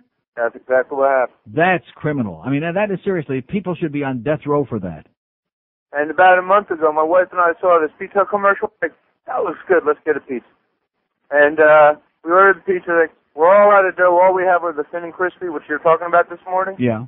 I said, is it good? He's like, oh, it's great. Get it home. It tastes like frozen pizza. Mm-hmm. The reason why? Because when I brought it back to get my money back, I see this woman walking around with a handful of pizza dough. I said, are those frozen? She's like, yeah. I was like, is that really how you make the pizza? She's like, they have frozen pizza dough at Pizza Hut? That's what their thin and crispy is. Oh, my God. No wonder it tastes like matzah. Exactly. Okay, thanks for the good news. Yes, sir, go ahead. Do you think the Sun Sentinel will ever get a picture of Pavel Bure when he's not wearing his Canucks shirt? No. They're a little behind the times. Have a great day, pal. You too, boss. I didn't even look at the picture. Is he wearing a Canucks thing here? Let's see. Yeah. You can't really tell, but this guy obviously actually knows something about it, and he is. He's wearing a goddamn Canucks jersey on there. Nice going, Sun Sentinel. Nice going, Mike Russo. It would have taken a little bit of effort to get him one with a Panthers jersey on there. Clowns, as if anybody in this town would know. But you see, this guy caught on. He's on to you. 567-0560, pound 560 on the AT&T wireless line. It's just this radio show. I mean, I take it all. It's just a show. This is a great town. There are a lot of wonderful people here, just really outgoing, really involved in what's happening in their lives, really with it, understand what's going on in the world. A lot of real intense sports fans here and politically highly motivated. Yeah. Oh, God. Oh.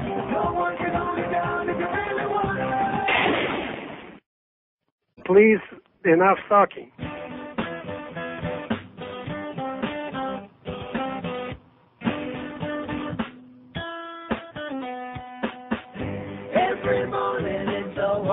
how I get so long. It's hanging off my girlfriend's head.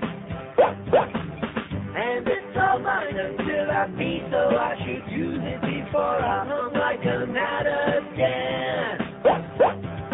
Always fun to keep it and lob it down to tease my girlfriend.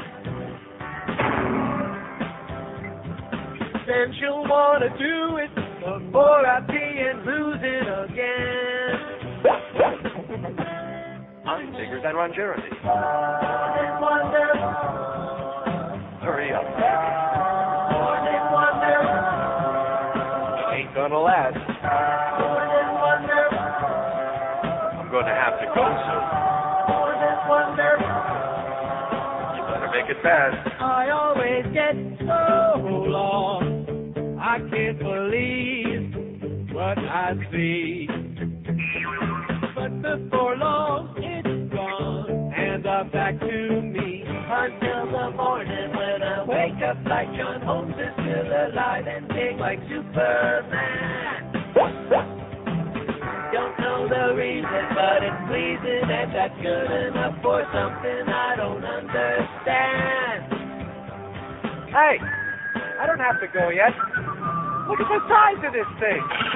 My God, is that thing real? For the time being, anyway. Hand me my box of jumbos. Right on a knife.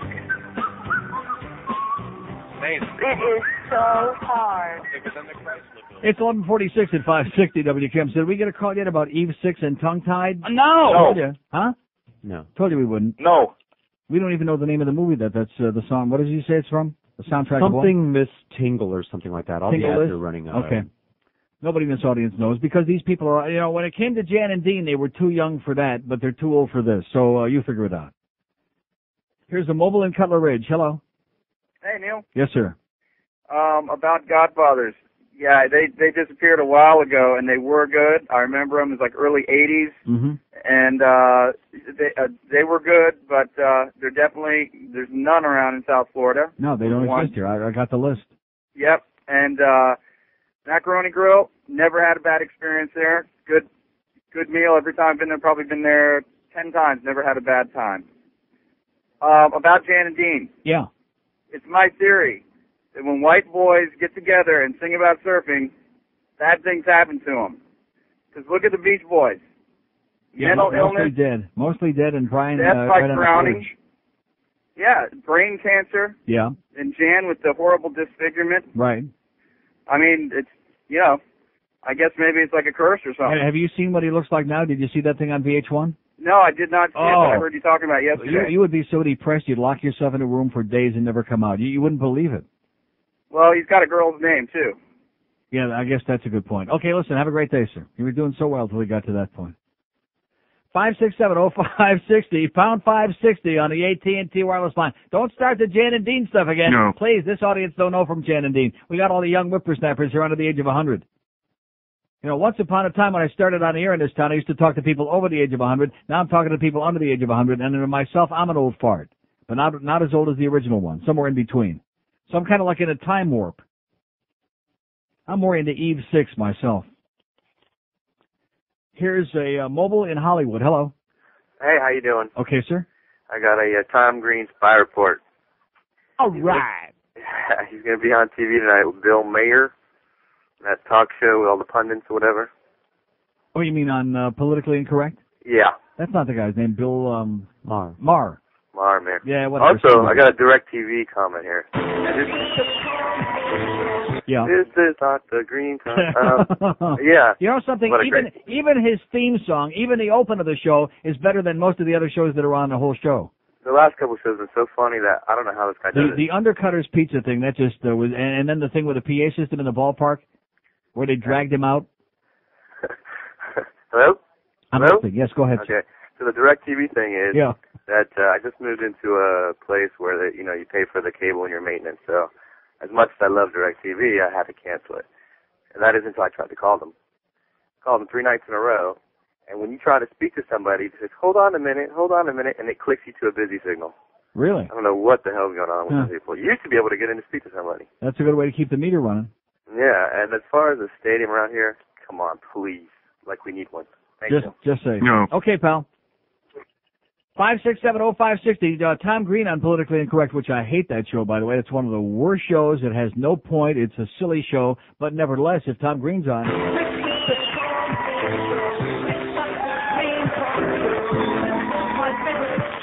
Yeah, the Undercutters Pizza bit was especially great because they were really hostile. I mean, you have to wonder how many times did they go out and tape a bit like that and it never makes the air because the response is so hostile and so violent that they don't dare put it on the air.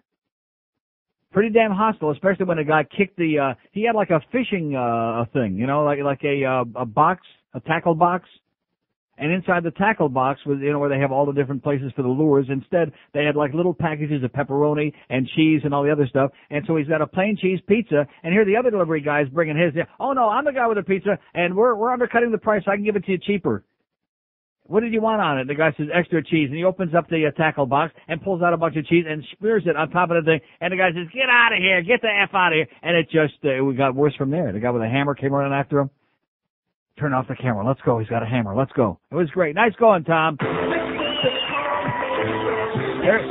the show. I see a thing in the paper this morning about how Letterman is taking a big bump, you know, and they're blaming CBS for it. I got news for you. Talk about, you know, I think he threw the pencil out the window one time too many, put him over the edge. Tom Green. See, if they had any brains, they would have put Tom Green on there.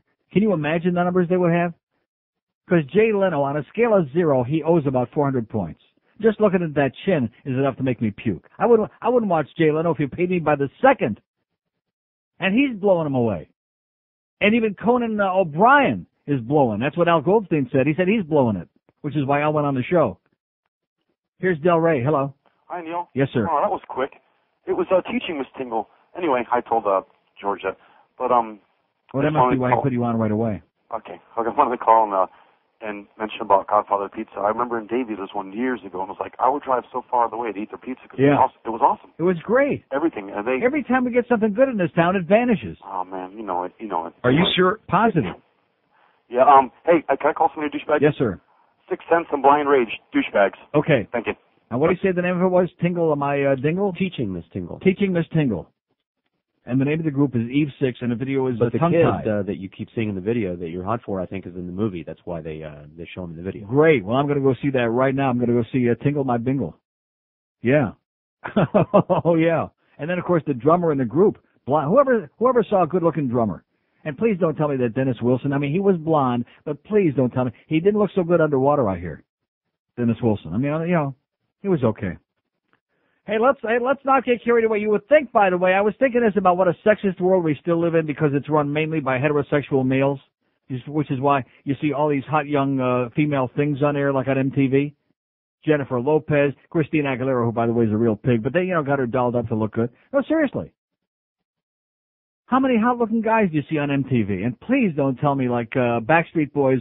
Forget it. Wouldn't touch him with your hand. 98 Degrees. I do like Nick a lot, but I mean that face, that nose, you know? Love his music. Don't forget Jesse Camp. Who? Exactly.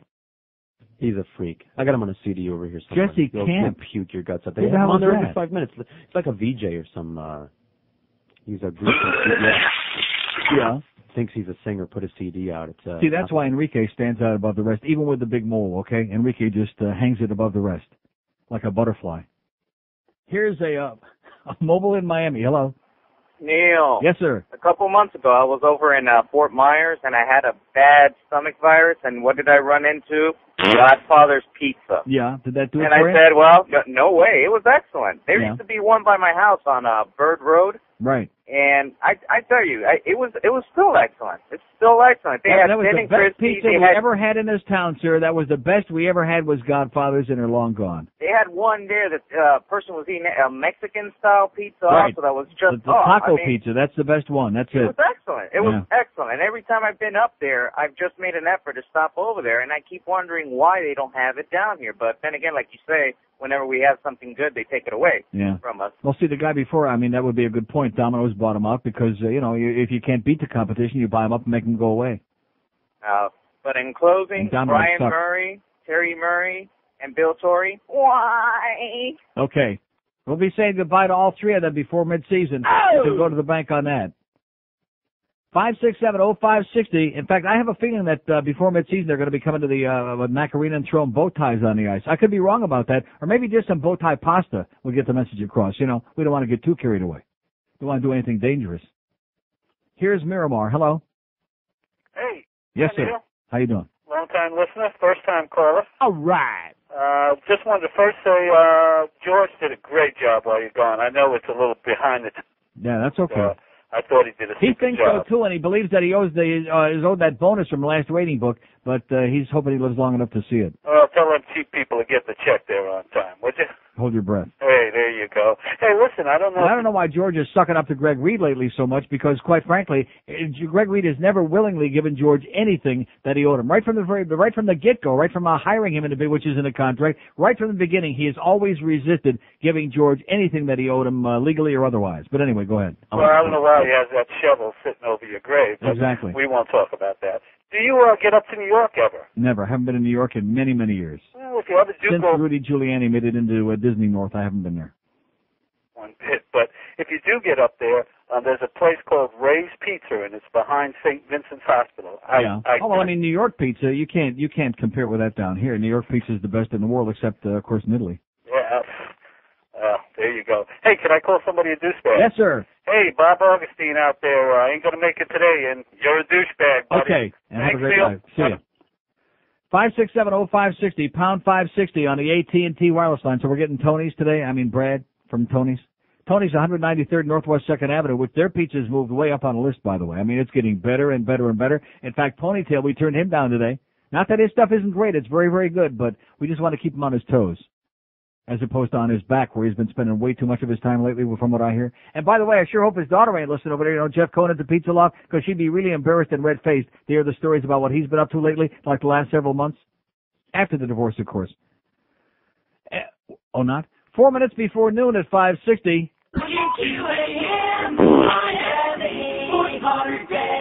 Premium beer. You've downed a Red Dog. You've chugged a Red Wolf. Now, open your mouth and wrap your lips around a Red Cock. Red Cock's foamy head will leave you breathless. Red Cock goes down easy, and it's never hard on your throat. So reach into that box and wrap your fingers around a long neck Red Cock. You can shake it and spray it all over. Remember, you can't beat a Red Cock. Just look for the label with the big red pecker on the front. 12:01 at 560 WQM. So here's a fax from Chronic Faxer Carolyn, who says, been to Macaroni Grill and Kendall many, many times. They sing there, too. In fact, groups of them sing, and they sing on tops of tables. You wouldn't be able to bear it. How do you like that? Thanks, Carolyn, for the bad news. Why do they do that? What is wrong with you people in the restaurant business? I realize it's a chain, and some consultant somewhere, somebody in upper-level management, when they came up with the concept, they said, oh, yeah, this will be another wrinkle we'll put in. It'll make us different, and they'll really be neat, etc. There is, maybe I'm wrong. You can correct me if there's anybody in the audience that goes to any restaurant for entertainment, that wants to go to I don't know about you, but I go to a restaurant for the food. I said that yesterday. I'll say it again today. I don't give a crap about somebody playing a violin, about somebody singing me a song, especially about somebody getting up on a goddamn table and singing Mammy, I mean, forget it. Swanee River, whatever that was. Christ. This is the thing, my good friends at Pompano Park, the geniuses that they are. This is the deal they tried in the dining room last year, along with the brown table, the paper tablecloths, and the gourmet dining for all the old schleppers that come out there. That lasted about 5 minutes. And they had this a cappella group that would come around, about 5 of them, 3 chicks and 2 guys, all of them ugly, by the way, and they would come around to your table whether you wanted it or not. And they would stand there, and here you're trying to watch the odds, and you're trying to get, go make a bet. Here's all the simulcasting. You're trying to bet 3 tracks at the same time. And they're standing you, distracting you, and they're singing doo-wop at your goddamn table. And it's like when somebody, calls and gets a stripper to come in on your birthday. It's that kind of embarrassment. You sit there and you want to crawl into a hole in the ground. That's how embarrassed you are. Like, gee, are they ever going to go away? Can I look now? Are they gone yet? Why are people hung up on that kind of crap? Nobody goes into the Macaroni Grill or any other similar kind of a restaurant for the entertainment. Now, maybe I'm wrong. Maybe there's somebody that's totally crazy out there that needs to be committed, needs to be in a rubber room. Because if you call me and tell me you go in there to see some maniac or a bunch of them stand up on a table and sing a pile of crap, then you need help. Here's Coral Gables. Hello. Coral Gables. Hey, Neil. How you doing? Pretty good, sir. I just wanted to say that as far as the stadium goes, I own a restaurant in Coral Gables, and I did it the old-fashioned way. Maybe John Henry should take a little cue from me. Mm-hmm. Borrow your money and pay it back with interest. There you go. There's no way we should endorse a stadium. Mm-hmm. Anyways, Neil, we've got a wood-burning Italian pizza oven. I'd be happy to send you some down. Really? We don't do any tricks, no gimmicks. It's a good restaurant. It's called Pazzi in Coral Gables. Okay. And if you're interested, I'll send you down some delicious pizzas. You can try them side by side with Tony's. How about Thursday? Thursday? Yeah. Thursday works for me. You're open for lunch? We're open for lunch Monday through Friday. Great. Thursday would be great. You know where we are? Yep. Also, as far as Jeff Cohen goes, yes, sir. let me tell you, the stories are true. I know. First-hand experience. Oh, really? Yes. Okay, thanks for the good news. Thanks, Neil. See you Thursday. You got it. I'm sure if it's alive, they got first-hand experience with Ponytail. By the way, speaking of Ponytail, did we ever hear from other Ponytail close friend that's supposed to be working on my tickets? So we did, and what did he say? He's working on it. Oh, no, see, I can't deal with that. Not that I don't trust my good close friend Woody Graber, not that I don't take his word as the emis, but anybody that did that much acid at Woodstock, the original one, I'm sorry. I have to have an answer this week. Just like I want my goddamn Dolphin tickets. They're not even for me. I gave my tickets away. I promised them to somebody else. And Fat Boy, no problem, Pally. Have I seen him since? No. I won't see him again. The biggest scam artist on the face of the earth, Fat Boy. Just unbelievable. Try to tell him that. Oh, no, you guys, you got to... See, that's one thing about this place. No matter what I say, no matter what George says, we're troublemakers, we're liars, we're compulsive bullcrap artists. No matter what we say, they don't believe it. They do the opposite. Just like Greg coming in here the other day when... Roy! Put on that act of his last Thursday. And then running around the building. Oh, what was the real story? What really happened? That's the kind of guy that we work for. A guy that no matter what you say to him, and of course you'd expect that from him because when you tell as many tall tales as he tells, it's very hard to have any credibility with anybody. You think everybody's a liar. Oh, I shouldn't have said that. Here's a mobile in Miami Lakes. Hello. Hey, Neil. Yes, sir. Speaking of fat asses, I want to talk about Fat Joe, the NASCAR slob. Fat Joe? Fat Joe. Who's that? That putz that answers the phone for George? Fat Joe? Joe Costello is fat? Absolutely. Okay. Okay, great. Good call. Excellent. He wants to talk about him, and I still let him go on. And did he have anything to say? No. No. Probably because Joe won't put this scumbag on the air. That's probably the reason why. 567-0560, pound 560 on a mobile one line. Here's Miami. Hello. Neil, how you doing today, sir? Okay, sir. Neil, let's not forget the one that started at 30 minutes or is free. They were pretty good. The Casinos people. Who?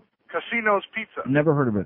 Oh, they were around here a long time ago, about 87 around there. Never heard of it. And they're the ones, Casinos Pizza. Also good, also it can't be found no more. Oh. But the thing is, they forced the Domino's and the other people to do it under 30 minutes. But now that they're gone, now Domino's takes 50 minutes. And if you call like Papa's, I'm not going to say the whole name. Papa John Juan, yeah. Yeah, you Papa Pablo. Call them up about 10:30, and they're not doing anything in the store. They're just nothing there, no orders. They'll still tell you it'll take an hour and a half to get there. Ay, Papa Juan Pablo. Great. I mean, and Domino's used to do it that if it was more than 30 minutes, I'll give you $3 off. They don't even do that no more. Yeah, well, that's because they bought up all the competition, so they're cocky now. Yeah. And their stuff still sucks. The good stuff, what that I found is Hungry Howie's down on US 1. They're pretty good. Humpy Howie's? They're called Hungry Howie's. Yeah. They're on US 1 and Lejeune. They're pretty good. Their prices are reasonable. Mm-hmm. They're not that bad. Okay. But like I said, I mean, Domino's and Papa John Paul is... Just remember, just say no to Domino. Thank you. Okay. See you later. In fact, you can't take the N-O out of Domino. No. 567-0560, pound 560 on the mobile one line. I mean, I don't want to pick on them too much, but the fact is they got a real crappy product. And also the fact is that they're very successful. See, that goes to show you. We're talking about all these other places, which the one he was saying, what was it?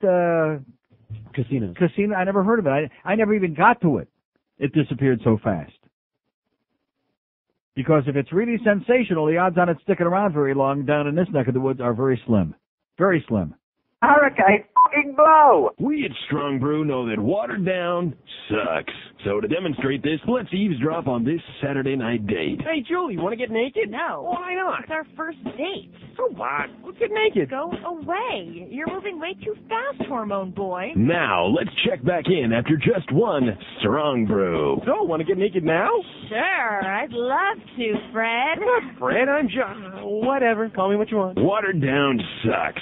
Strong Brew is 300% alcohol by volume and guaranteed to get a buzz on. Tastes like fish. 5 different flavors to choose from. Strong Brew. 12:13 at 560 WQM. We're getting pizza from Tony's today, which we're very excited about that from our buddy Brad. But Thursday, we're going to move onward and upward to different things. And maybe like in the weeks to come, we got to stop this eating crap. You know, I think like after this week. After I'd say a week from Thursday, we'll stop eating for a while. Here's Hollywood. Hello. Yes, Neil? Yes, sir. Sir, first of all, I just say something. I hate Washington Mutual Bank. Okay? You hate what? I hate... Cute. 567. It sounded like he had one in his mouth, didn't it? 567-0560, pound 560 on a mobile one line. Cute. Here's Pompano. Hello. Neil. Yes, sir. How you doing today? Okay. I was probably the only other one that saw that Jan and Dean thing. Yeah. Oh, my God. Something happened to that guy. I would say maybe a few other people saw it and probably didn't survive it. Whoa. You know, and then right after that, they had Behind the Music, or one of those other one with Cher. Mm-hmm. And they talked about her going through her movie career and all that. Mm-hmm. And they showed that movie Mask. Behind the rubber walls, yeah. Mask. That's the guy. That's Jan Berry right there. Yeah. Yeah, if you look at the face, That's I could him. swear that back to back. It's just like seeing John Gibson and I still can't get over it. It cannot possibly be the same person. It I mean, I didn't look realize like him that at all. some people age better than others, but that's just too scary for Well, me. they said the windshield was wrapped around his neck. Yeah. You know, who knows, whatever. I'm sitting here with my daughter in the rain. She loves you. She wanted me to tell you she loves you. And she has a shameless for you. Yes, sir. My anus. Okay. Thanks, buddy. And back at you. She wants his anus. 567-0560, pound 560 on the mobile one line. Here's Hallandale. Hello. Neil. Yes, sir. How are you, sir? Okay. My name is Raymond. I listen to your show faithfully every day, and I really enjoy it. And I wish Always you a good idea to wear a rubber raincoat when you wear it to the show, Raymond. Huh? That's the safest way to do it. Okay. I enjoy it a lot, and I wish you the best for you and everybody at the show that works with you. And every day I agree with you with everything you say, but today about Macaroni Grill, Yeah. I have to call. Go right ahead. If you hate it, rip him an ass. Go ahead. I mean, It's America, man. Yeah. Rip him a big fat ass. Well, I'm a fat ass too. I wear like. No, I'm just saying, rip them a fat ass if you want. If you had a bad experience, go right ahead. I'm not here to No, cover I didn't stuff. have a bad experience at all. I mean, I used to be a waiter for Macaroni Grill. Oh, so it's like sour grapes now, Okay, Raymond? Is I that it? mean, the service is great. Are you Italian? Yes, sir. Well, now you're talking. See, they hired all the Julios now. They don't want no more Italians in here. No, seriously, we had a guy named Jose who was selling pollo instead of polo, and I got very upset about that. Where? Pollo. There ain't no pollo in Italy, okay? Right. Polo. Yeah. Get with it. Yeah. And, Pacha Spicchia. yeah. And like I said, I used to be a waiter in Macaroni Grill. I Yes. mean, the managers were great. Everybody that I worked with great. The So what was service. the problem, Raymond? The problem is that first of all, I don't agree with the food. I mean, I think the food is not good. I mean, I've been to a lot of family-owned restaurants, small restaurants, owned by Italian people, and Yeah. it's the best restaurant you can go and eat Italian food. Mm-hmm. I mean, we're talking about Macaroni Grill that is a franchise, you know, that they have all over. Yeah. You know what I mean? And it's a different if you go to a restaurant owned by Italian people, you know, and you'll see the difference on the food. You know what I mean? Mm-hmm. And it's just different. You know, the reason I left is Yeah, because, like the pizza law for Jeff Cohen. He's a good Italian boy. which one? Oi! Hello? Yeah, I'm listening. Okay. Another thing that I wanted to tell you is about, I live in Jacaranda Lakes, and when you go on Sunrise Boulevard going towards west, Yeah. Friday you were talking about 118 Ave, Mm-hmm. remember? Mm-hmm. Well, last night around maybe 12 o'clock or 12:30, you know how Sunrise Boulevard is around that time. There's I sure do. barely no cars around. Right. Well, I was going west, and you know how the light flashes yellow? Mm-hmm. Okay. Well, this guy is coming on from 118F, and he didn't stop. He just went right through it. Mm-hmm. You know what I mean? And if it wasn't for me that I slowed down, I would have hit him. You know, and I think they should change the light and make it like a moving light, like red, green, you know what I mean? Red, green, yellow, purple, violet, yeah. Well, no. Whatever. Well, anything that will stop them. Yeah, exactly. You know what I mean? Yeah, they're crazy people out there, Raymond. They'll kill you. Yeah. Always absolutely. stop for at least 10, 15 seconds and look around, even if the light ain't red. Absolutely. Okay, Raymond, listen, I'll pass your word along. I'll tell them you hate them like poison. Can I call somebody a douchebag? Go ahead. Fred Morello, you're a douchebag, and Dave Show, you're a douchebag. Okay. Thank you, sir. Arrivederci. Bye-bye.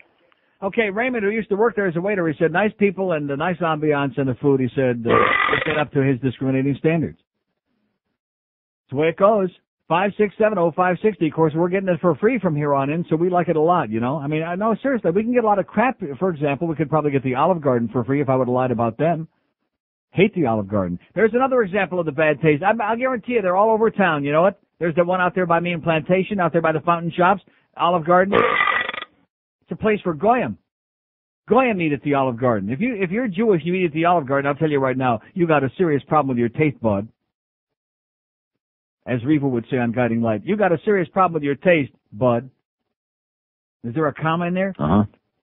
5670560, pound 560 on a mobile one line. What's Bud going to think when Reva ain't on that plane tonight, huh? What's going to happen then? All hell's going to break loose. And poor Blake, she's pregnant with her 85th kid. See, that's why people watch soap operas, to make them feel so much better about their own lives. Here's a mobile in Weston. Hello. Oh, Neil. Yes, sir. I think I can clear up the thing about the singers at the Macaroni Grill for you. Please, get them out of there. Clear them off the table. Let me explain it to you. Get them out. When you walked in there, if you looked up at the ceiling, you saw the string of little light bulbs. Right. They're trying to create the backyard atmosphere because that's the type of restaurant it was supposed to be back in the 20s in New York and the Italian area. Well, let me ask you this. How many people around now were in New York in the 20s? 8.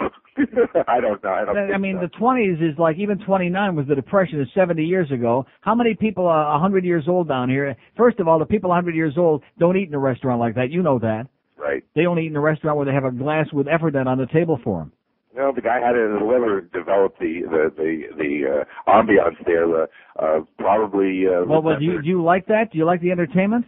I've been there about 20 times. I've only had one singer at one time sing. So in other words, it was just my lucky day. My timing was either right or wrong. Yeah, right. I'll give you a dish to try there. You try that chicken marsala with the roasted potatoes. Yeah. I guarantee you will go back just for that dish. Okay. It's excellent. God bless you, Neil. Okay, thanks. Bye.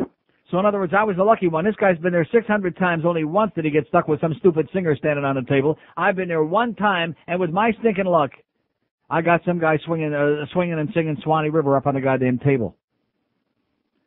5, 6, I mean, what's wrong with you people? Don't you understand? It's like everything else. Why doesn't the public tell them? Instead of sitting there, hey, that's great. See, every place I've ever been, every place, it's just like when you go to a sporting event. Somebody can butcher the national anthem, can just brutalize it, and yet everybody, hey, all right, let's hear it. And either they're applauding because they're glad it's over or because it's just out of habit.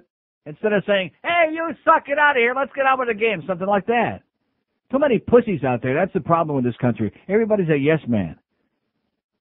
If you're paying for a meal, you don't want some crappy entertainment. You don't want some goofball from the kitchen coming out there trying to impress all his fellow cooks in there who just got off the banana boat. 5670560, pound 560 on a mobile one line. Here's Miami. Hello. Neil. Yes, sir. Michael Katz, the Muffin Man. Your former friend. I used to bring you some muffins from the Aventura. Oh, yeah. Jesus Christ, from 100 years ago. Wow. Yeah. I've just drew a blank with me, I'll tell you. Yeah, what are you gonna do? It took me about 10 seconds. Yeah, me too. I was in the Macaroni The Grill. first thing that crossed my mind was... Who the hell are you? Yeah. I was sitting a table away from you at the Macaroni Grill last Really? Well, how Thursday come you didn't say something? I was with a little birthday gathering. I was toward the back of the restaurant, and I caught you when I turned around to hear the busboy singing that wonderful aria. Swanee River, yeah. And I was going to pay my homage, but I got up and you were gone. Oh. But that's got to go. that singing. That's my first time probably in years that I've been in a macaroni grill, and be the last time for a while. Yeah, why don't they stop doing that? I can't imagine that there's one person that really enjoys that, and most people are just trying to be too polite and they're too quiet to speak up and say, hey, that was crap. We just want to eat our dinner in peace and have a good time. If you want to play a little music in the back like most restaurants do, that's fine, you know. I was shushed by, I tried to continue quietly my conversation, but was... Oh, no, you can't do that. You have to sit there like speechless in awe while this performance goes on and you're going, what is it? Like that, you know, like what is he doing? I was getting to the punchline of my big joke, and by the time the song was over, it was all a big joke. It was flat, yeah. But I have you tuned on the audio net all day here, and unfortunately I can't get any radio reception. I'm in downtown Miami. Where, forget that. Unfortunately, Mayor Pinga blocks our signal out downtown. I think that might be you might be onto something. But I would, if you put me back on hold with George, I'd love to maybe swing by, bring you by some of those great muffins, and maybe I'll sing a little tune while I'm in. The first part sounds good. Okay, hold on. Okay, Neil. Okay, talk to your buddy Michael the Muffin Man. I can't eat him because they have all those carbs in them, but George will eat them. Anything for free, George will pop in his puss. 567-0560, pound 560 on a mobile one line. We're trying to solve some problems here for you business people out there who just don't understand how you do business, although they're probably doing pretty good. I'll tell you another place that I used to go to, since we're talking food intensive, especially in that area, and I'm sure they're all over town still, was Fuddruckers. Can we say that on the air? No, we can't say it. See, that's part of the problem with that Fuddruckers thing, is they can't advertise because you're not allowed to say that on the air. Fuddruckers. And the food is very, very good. I like the idea. If you go in and you get your burger and you go around and you put on the cheese sauce and all this other. The only problem is that they butter the bun. And you know what happens? It'll make you every time. I mean, guaranteed. You could be plugged up from 100 years and you have one of those with a buttered bun. It'll make you every time. Like a gigantic La Bamba just came through your colon. And I remember when they first opened there on University in Sunrise, is it, I think? When that one first opened, man, you couldn't get anywhere near that place. It was jamming, man, round the clock. Every minute that they were open, you couldn't get near it for love or money. Still there. Here's Miami. Hello. Hello? Yes, sir. Okay, good talking to you. Before you get to it. Here's Hollywood. Hello. Hello, Hollywood? Yes, I am. Hey, this is a first-time call to you, but I've been a loyal listener for a long time. Casinos, the pizza place, is I worked at both of them when I was a teenager. Both places are identical the same. It's like some owner or some corporate officer took everything he needed from Domino's, opened up casinos, just changed the name on the top, all the paperwork the same, all the ingredients, everything was exactly the same except for the name. Well, then how could it have been good? How come everybody says it was good then? It's not. It's the identical food as Domino's. Nothing different at all. And Domino's... I got news for you, sir. My dogs wouldn't eat Domino's. That's how bad Domino's is. My dogs wouldn't look at it. Domino's used to be the 30 minutes free, and then when they stopped doing it after they got a big client base, casinos started to try to rob some of the Domino's customers over them. When I was working there, I thought it was some sort of like tax scam or something going on. Because they came into business, they opened up a lot of locations, then they went right out of business just as fast. So I thought there was something crooked in the, up in the corporate end of it. Something rotten in Denmark, yeah. But everything is identical to Domino's. Nothing different at all. Everything. But that's all. Okay. That's what you think. Thanks for the good news. Okay, so in other words, casinos sucked. In spite of what George and the other guy said, it was a Domino's ripoff or clone. I can only talk about the one that was up here right in this neighborhood. Well, he said you're full of crap. Okay. Whatever. 567-0560, pound 5. He said you're full of crap. Whatever. He said it was a Domino's clone, and he knows this is a crap. In fact, that was the first thing he said. Crap. Neil Rogers God.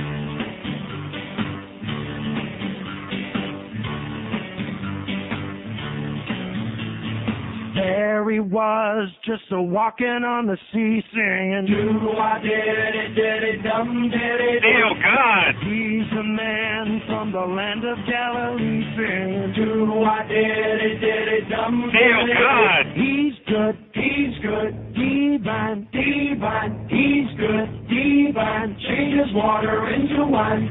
The next thing I knew, we had a lame man on his feet singing, do-I-did-it-did-it-dum-did-it-do. The blind are gonna see and the dumb are gonna speak, singing do-a-diddy-diddy-dum-diddy-do. He walked on through my door, walked on through my door, then he cured a leper sore. Oh!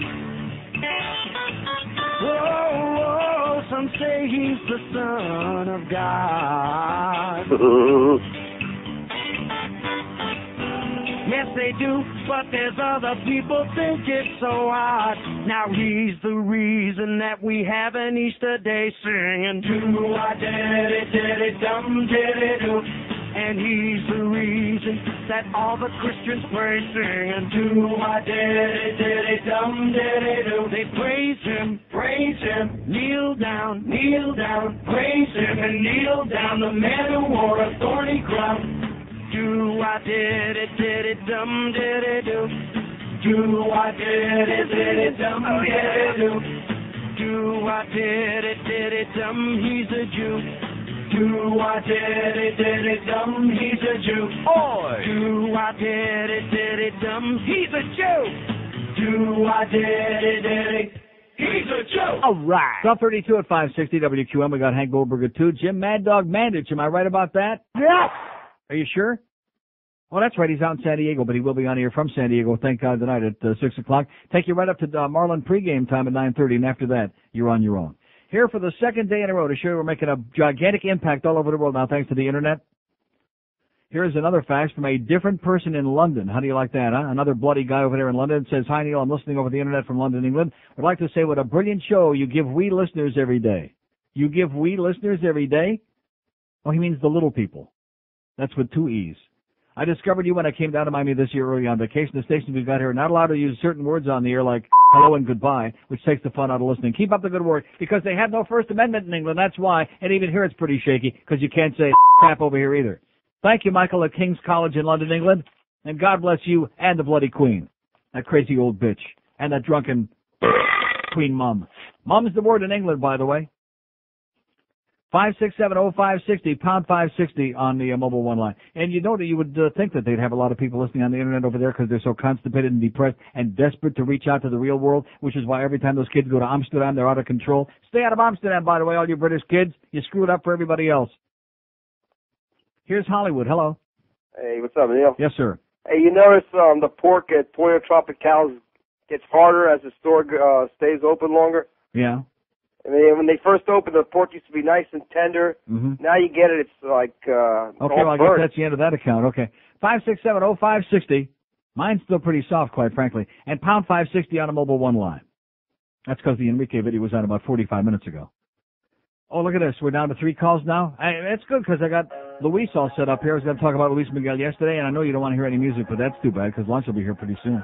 I just as soon sit here and play Luis all day, especially after these 3 great legs to the editor in the Sun Sentinel a couple of days ago. Oh, what a nice toss-up. That was beautiful.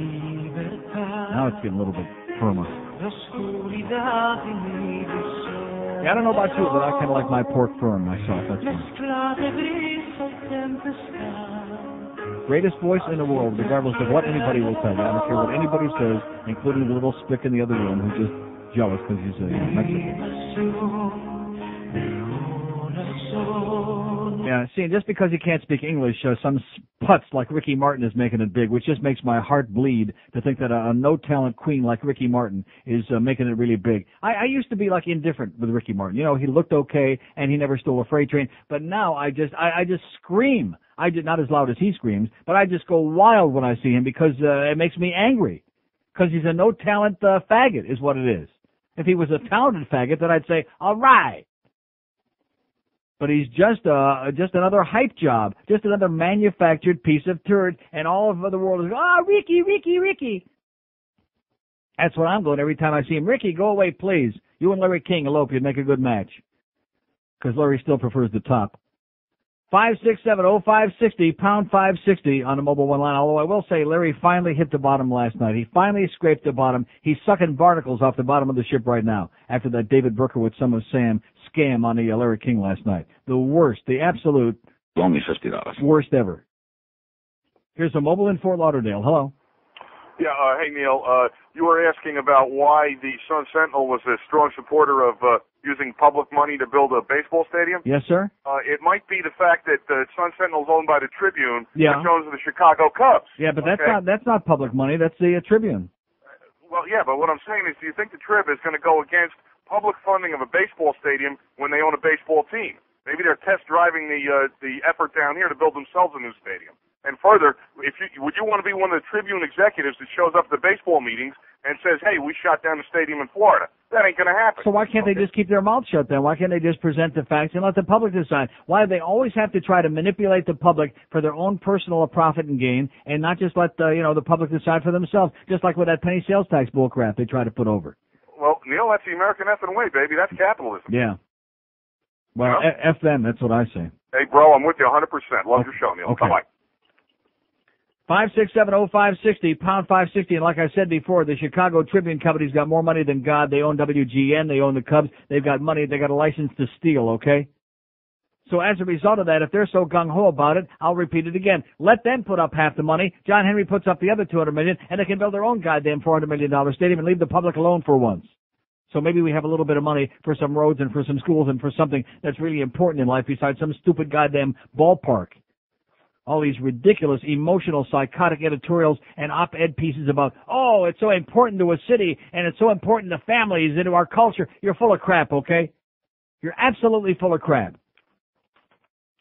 There's plenty of places in America that don't have a baseball stadium, don't have a baseball team, and a lot of places, as a matter of fact, they got Major League Baseball in Vegas. No. They seem to be doing okay. They seem to be raking in the money there. They seem to be drawing millions of tourists in there without a baseball park. Do tourists, by the way, come to see baseball? No. No. And, of course, in the summertime, not only don't we have any tourists anyway, but most of the people who live here are gone anyway in the summertime when they're playing baseball. I know, don't confuse them with the facts. I'm sorry. Apologize. And don't get whipped up again into a frenzy. It's not worth it. Okay. Now, here's Larry King. Rome, Italy for Marilyn Quayle. Hello. Yes, Larry. I got to say that you look great in that mini skirt and leather bustier. Thank you. Are you wearing any underwear? No. Well, it's very provocative. You ain't seen nothing yet. Oh, my God. Have you ever seen anything like this? At the zoo. Put a leash on that thing and take it for a walk. Larry King Live continues, followed by World News after this local commercial break. Next on CNN. There you go, a man who never met a rectum wooden lick. 5-4, what is it? I have no idea what the number is. I just got a mental block. Can you believe that? I'm sitting here and all of a sudden, just because I'm so pissed off, I'm getting the blood boiling in my head again. 5670560 and pound 560 on a mobile one. I had like 3 seconds of total loss there again because I was getting so pissed off. And of course, nobody in this audience cares anyway, because hopefully, like maybe no more than 2 or 3 other people saw it last night. The worst hour of television in history, the most irresponsible hour, and CNN ought to be getting flooded with calls. Seriously, I got so psychotic for like 3 seconds, I had no idea where I was or what the goddamn number was. Here's Hillsborough Beach. Hello. Neil? Yes, sir. Yeah, I'm from Hillsborough Beach. Well, nobody's perfect. Okay, and that's what I just said. And I want to tell you something. Yeah. I've been listening to talk shows since the days of Barry Gray and, that's Barry Farber, yeah. Uh-huh. and you're the best I've ever heard. That's right. You are number one. Yes, I really get a great joy. I really called you to ask you, did you see that HBO show on Lenny Bruce? No, I did not. It was an excellent show. It was very provocative, and Yeah. I don't know if he was the leading one that led to other Well, he's people. dead now, so life has to move on. But it was really good, They really killed him and prevented him from working. And Well, that's America for you, man. A lot of repression, a lot of goose stepping. and try and catch it. It's on HBO. They show it again. Okay, I'll It's get a my real butterfly net outstanding on. show. Okay, listen, have a great day. Okay. See ya. Okay, 2 calls left on the board, and then we can go to Louise. 5670560. Pound 560 on the mobile one line. Nothing wrong with an hour of Louise.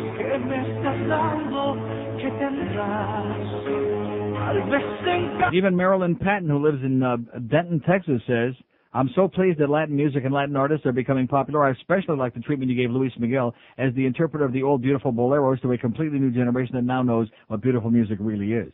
And one thing about his music, with that beautifully talented voice and obvious emotion, even non-Spanish speakers love to hear him sing. And I should mention again that nice letter I got from my good friend in Boca yesterday, who probably isn't listening to the show anymore, so she'd have us believe. Sherry, who sucked around for those Backstreet Boy tickets after 3 paragraphs of sucking around, who also loves Luis Miguel, but you're still not getting the tickets. I don't have any tickets. I also don't have those Dolphin tickets I'm supposed to have from Fat Boy, who's a compulsive BS artist and probably in Hialeah right now. 567-0560, pound 560 on the Mobile One line. Here's a Lady Mobile in West Palm. Hello.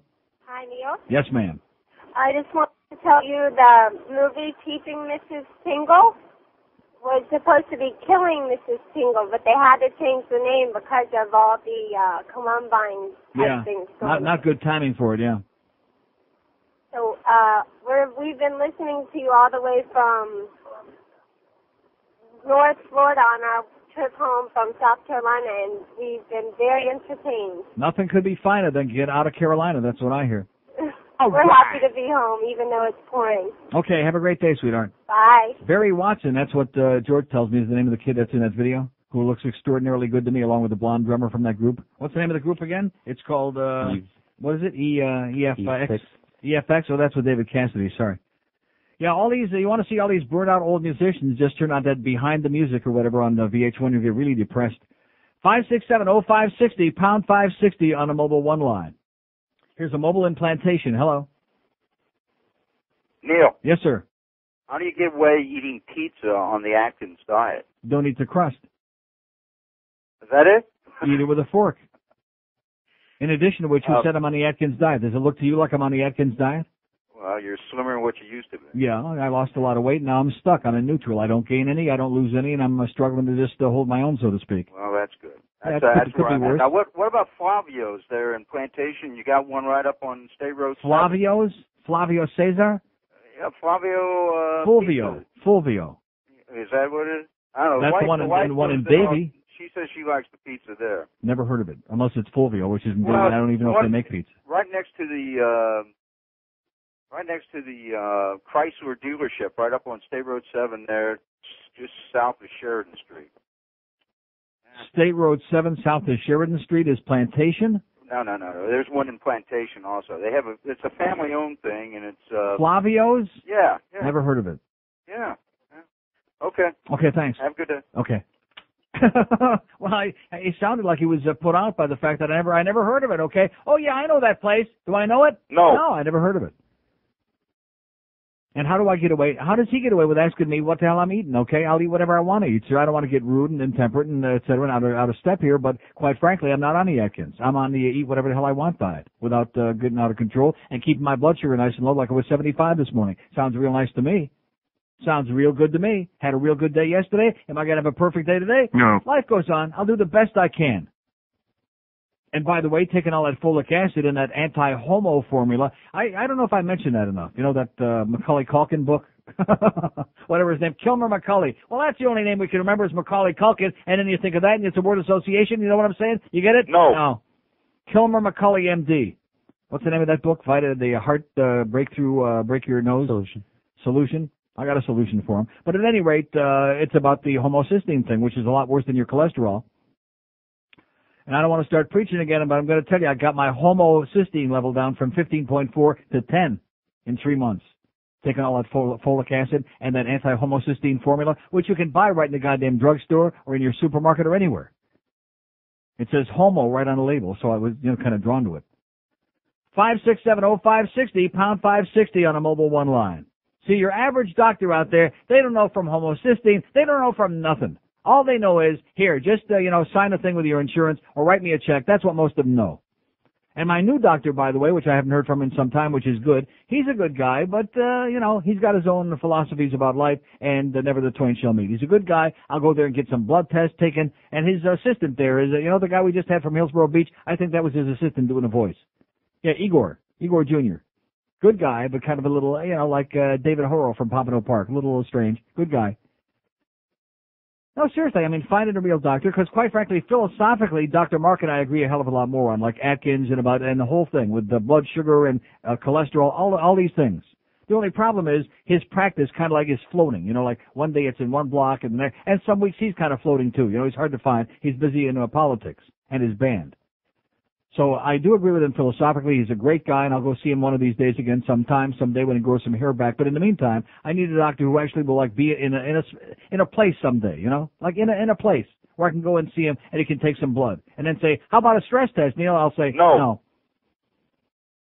They're always peddling. I don't need a stress test to see if I can start exercising, okay? I don't need a stress test. He did the EKG at no charge, and it was perfect. It was great. Okay, that should be good for starters. 567-0560, pound 560 on a Mobile One line. What's the name of that book by Macaulay Culkin? Heart Solution. Here's Margate. Hello. Yes, Neil. Yes, sir. I know this is a small story so far, but has anybody called you up on what's going on in Barry Kansas? Watson? About what? About what's going on in Kansas. About the evolution thing? Right. Of course not. They're not going to talk about that. I mean, it's a bunch of yahoos out there. What do you expect? The thing is, though, this is something you could do almost like 4 hours on. It's something that could spread to other states. Sir, listen, you say I could do 4 hours on it, and what's that going to accomplish? Well, what is that going to accomplish? You might invigorate the population down here. Oh yeah. No. Well, how about the no. How about Carollo versus the city managers? Yeah. How about having a nice day, sir? Here's the guy that wants to program the show. I don't want to talk about Joe Carollo. I don't want to talk about the city managers. I don't want to talk about them trying to get evolution out of the schools in Kansas, because take a look at that Elizabeth Dole. They did it. I know that. I understand. I've got it right here. It's an old story. I know that. And I haven't even brought it up yet because, quite frankly, what's the point? What is the point? Just like the thing with Larry King and David Berkowitz and his Jesus crap that's going to forgive him. God has forgiven him for all those people he murdered. These people are out there. They're like, they're in La La Land. They want to talk about a good place to get a pizza. They don't give a crap about these things. It's America, man. They got a crappy education system in this country, so nobody knows anything about history, anything about civics, anything about anything that is important. All they know about is ball games and ballparks and crap like that. And then, of course, the media can see, I'm one of those people that used to be in denial about the media. The media, I would say, is about 75% of the problem. I'm not talking about violence. I'm not talking about sex. I'm not talking about that stuff. I'm talking about being irresponsible. You're crazy people. And I'll keep saying that as long as I got a breath. You people that are controlling the media, you're crazy. This thing out there, Columbine High School, leave the kids alone. Haven't they had enough tragedy already, all these families and all those kids? Haven't they been stressed out enough? Without a bunch of goddamn grave robbers out there watching every goddamn move they make? Asking a bunch of stupid questions? Just get out of there and leave them alone. What a concept. Go find some more houses with bees on it. Oh, yeah, that was the big story, and that goes to show you what a hick town this is, okay? Watching all the local news yesterday, channel surfing, flipping around to find a real story on there, like about the cops up in Orlando. I did see that story. Did you see that one? Oh, yeah, they got it on videotape. The plainclothes cops with the hookers taking the money out of their wallet and they had to block out a little bit of the screen there, getting the service there with a smile, and then the other plainclothes cops came in and busted them, and then there was a second one in another motel. And where did these vice cops, by the way, that got busted, where did they get their training? From the vice cops in Fort Lauderdale. All right. All right. Which, by the way, they couldn't find anybody to talk about that for some strange reason. They're all in hiding now. Or maybe they're down there in Dade County in Kendall at that 16-year-old's house. Yeah, those are the kind of stories that we ought to be seeing a hell of a lot more about, as opposed to how many goddamn bees are on the outside of somebody's house. Yeah, that's a news story in this town. Nice going, channels 4, 6, 7, and 10. That's heavy duty. And how about the dogs that weren't lost yesterday, by the way? I got 2. They weren't lost yesterday. In one case, damn it. 567-0560, pound 560 in a Mobile One line. Yeah, I should be talking about all these things. Let's get political again on this show. No. Yeah, let's get heavy duty and bore the public to death and try to spoon feed them stuff that they don't want to hear. No. Okay? Take Joe Carollo and stick him up your ass, okay, pal? Go elope with him. Get out of my face. Here's a Mobile in Miami. Hello? Mobile in Miami. Hello? Yes, sir. Oh, it's me. Isn't it great that I'm patient? Yes, sir. I'm sorry. That's okay. You just have a crappy phone. I can't help it. AT&T, what do you Oh, think? Jesus. First of all, nice talking to you. And nice talking to long you. time, who cares what time? I got a couple of Good stories. point. No, that's an excellent point. Nobody cares about that. I have no idea why people say that on talk shows. Long time, first time. Nobody cares. I mean, I don't want to be rude when people say that, but you know as well as I do, nobody cares. But anyway. A couple of stories for you. First Yes, of all, I got my car stolen on Wednesday. Congratulations for living in Miami. Yeah. What kind of car was it? Find it in Hialeah, nonetheless. What kind of car was it? Ford Pro GT. Ah, no problem. No big loss. Anyways, geez. A couple of years ago, and down in Miami-Dade South. Yeah. And this kid drives by with one of those Hondas lowered to the floor with bass, and it's kind of drizzling, so everybody's standing around in the hallways waiting for the train to go from one classroom to the other. And guess what he's blasting? Yeah. Your show. Really? All right. There you go. Public service. At no extra charge. The security guards were just staring at this guy driving by. It was incredible. Excellent. Thanks for the good news, sir. Okay, anyways. And good luck with your crappy car. Yes.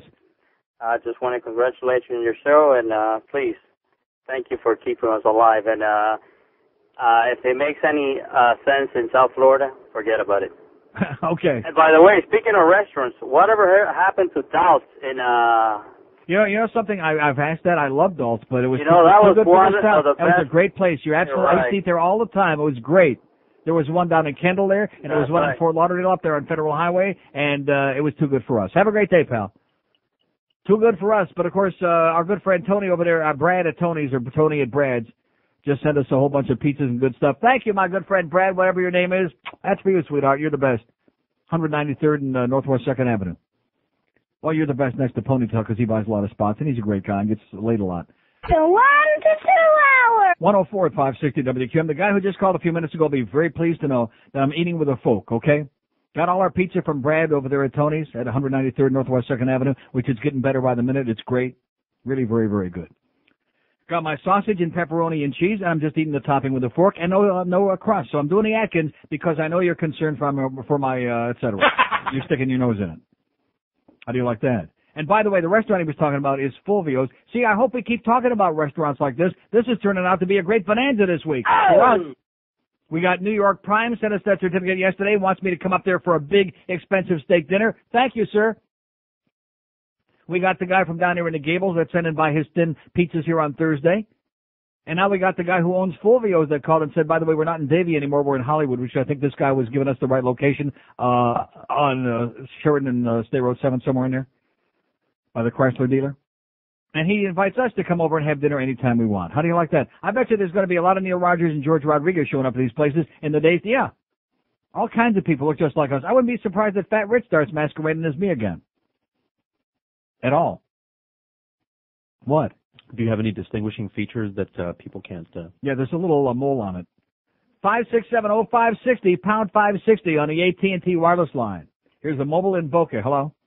Yeah, Neil, don't you think some of your medical problems are due to the fact I don't have any medical problems, sir. How do you like that? I don't have any medical problems. How about you, okay? Other than being diabetic, which goes with the territory. How about that voice of yours? How that phony deep voice? Sounds like somebody got a corn cob deep inside your rectum. In fact, it doesn't sound like it. I bet you they do. But, you know, if you want to sound like a real jackass, I guess you have to have a little accompanying helping hand. 5670560, pound 560 on the AT. All these experts, thanks so much for listening to the award-winning, highly rated Neil Rogers show here at 560 QM. And by the way, Tom Jicky, you're still an asshole. Hasn't discovered the FCC story with that bogus fine that's pending. Also hasn't discovered the spring rating book that came out because Tom's too busy being a big shot, panning all those shows from Hollywood, the TV shows. We're small potatoes. Yeah, we got stories about bees on the outside of houses in town. That's big news here. But if the FCC is trying to, chill our freedom of speech, that's not a big enough story for local media. Right, Tom? Is that right? Uh-huh. You jackass? Wannabe. All these people are in the media. Wannabes. 5670560, pound 560 on the AT&T line. Here's Boca. Hello. Hello. Yes, sir. Neil, I want to say I moved down here a couple of years ago. I'm a first-time caller, and if it wasn't for you in this You would have state moved of... out a long time ago. In fact, you know something? If it wasn't for me, this would be a ghost town. Let me tell you, this is a state of confusion. Most of the people got Alzheimer's, unfortunately, but they're all out of it. I think the Sun just went and just did a job on their brains. Yeah, down Sun here, fried him. very frankly. Yeah. It was only you and Phil Henry. That was it. Are you sure? Yeah. That's legitimate. And even he vamoosed. And he ain't coming back. Unfortunately, and I would like to get to listen to him again over the internet. I just don't know how to pick him up. Is there any way that any one of your listeners could tell me his What is station? it? KFI.com, is that it? KFI640.com. KFI640.com. That's the station's website, and I'm sure you can hook on to him through there. KFI640.com. All right, 640. Thank you very much. I appreciate it. I'm a really loyal listener. I don't want anything, just to tell you that you are number one. And Zygazun. Thank you. Okay. 5670560. Come on, let's hear from a few Goyim here today. We're going to hear from some Goyim. No. How about my good friend up there in Boca, huh? Sherry? Sherry that wants those Backstreet Boys tickets. We're going to hear from Sherry? No. Who was sucking around so heavy duty, but I guarantee you now is bad-mouthing me all over town and hates me like poison just because I told the truth about her butt-sucking letter. I don't know which was more embarrassing, her letter or Larry King sucking David Berkowitz's butt for an hour last night on CNN. We may have to take a poll on that. Like, who's more obnoxious, Larry King or Ricky Martin? ¿Quién es más macho? What was that? New rejoin.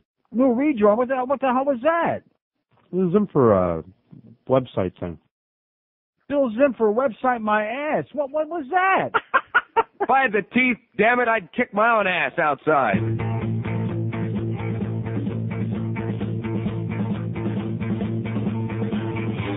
Marvy was a man who dressed just like a woman. Now he's back on my TV. All right. If he didn't do the thing she said he's doing, why'd he have to cop a plea? Yes. Moth back. Yes. Moth back. Yes. Moth back in a slip and a thong. Moth back. Moth back. Yes. Moth back just like he did no wrong. Moth back. Moth back. Moth back, your career you retrieve. Moth back. Moth back. Moth back sporting a new hair weave. You're back, Marv. Yes. 113. Boy, that sure ends abrupt, don't it? Does that end abrupt? 113 at 560 WQM, pound 560 on the AT&T wireless line, and 567-0560. The award-winning Hank Goldberg show today at 2. Hank's going to be doing another hour or two on Jan and Dean today. He was really just all torn up about that yesterday, hearing how bad Jan looks. And then we got Jim Mad Dog Mandit, 6 till 9:30. And then, of course, all the radios go in the off position. The Marlin pregame show at Los Angeles, 9:30 tonight. They all go into the off position. You know what I'm saying? Whether John Henry likes it or not. Here's Lighthouse Point. Hello. Neil, big fan. Yes, sir. How you doing? My family's got a pizza place out in Lighthouse Point. Yeah. Hungry Howie's, and we'd love to send you some one sometime. What is it called? Hungry Howie's. Hungry Howie's. Somebody mentioned that before. Yeah, someone called earlier. I think they have one in the Gables. It's a franchise, so I we're see. individually owned. Yeah. But we got great pizza, and we'd love to send you something. Outstanding. Next week one day will be good. Sounds good. Okay, I think we're filled up with lunches for about a week and a half now. Yeah, but I don't want you to get sick of pizza, but That's okay. I think we got the best. Okay, pal. Well, we'll get back to you. See you Monday. Thanks, man. Thanks. Okay, we're all set for, let's see, tomorrow's Luncheon at Mommy's. We're set for Thursday. Friday's still open. This guy sent a pizza on Monday. See, that's why we got a lot of jealous people out there. People saying, with all that money you make, fat slob over there, you shouldn't be getting all these free meals. Well, too bad. Too bad. Nah. That's the way it goes.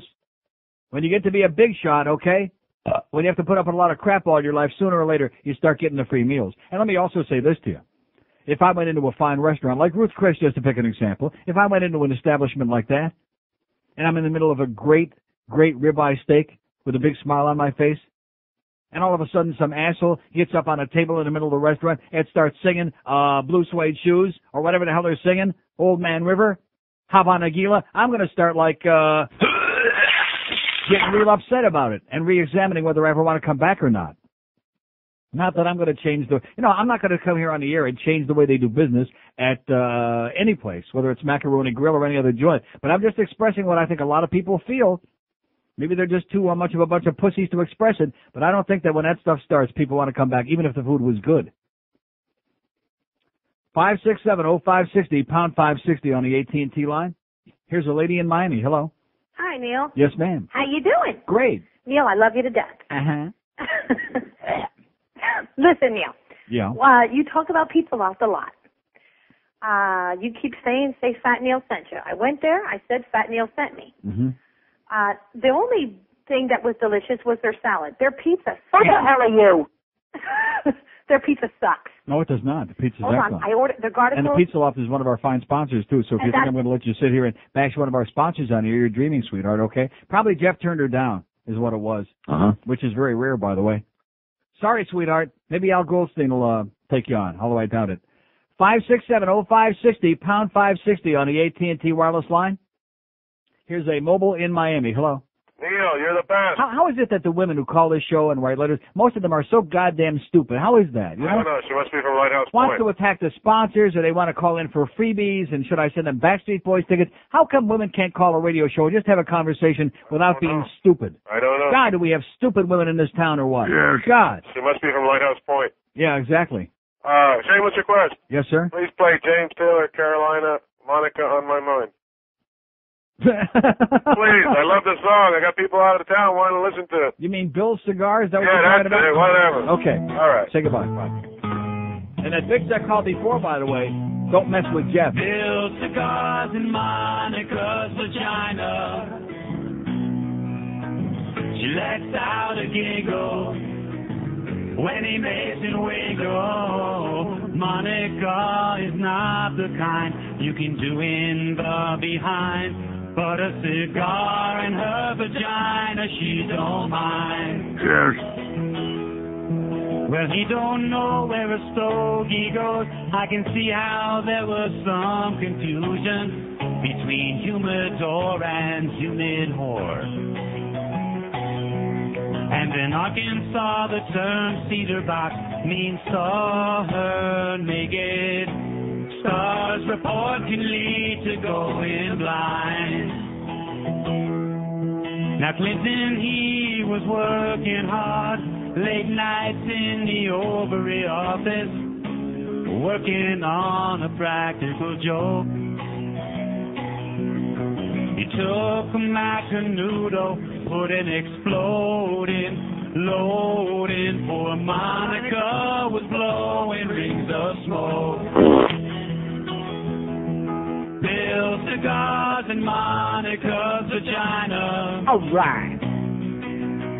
She lets out a giggle every time he makes it wiggle. Monica is not the kind you can do in the behind. No. But a cigar in her vagina, she don't mind.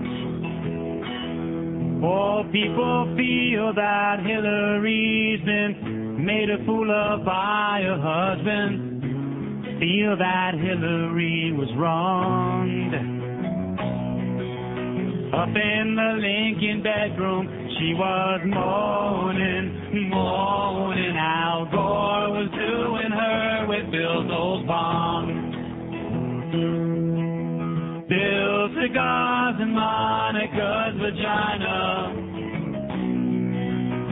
She lets out a giggle every friggin' time he makes it wiggle. Monica is not the kind you can do in the behind, but a cigar in her vagina, she don't mind. Whoa, Candy, Sandy, yeah, Dutch master is faster. Oh, yeah.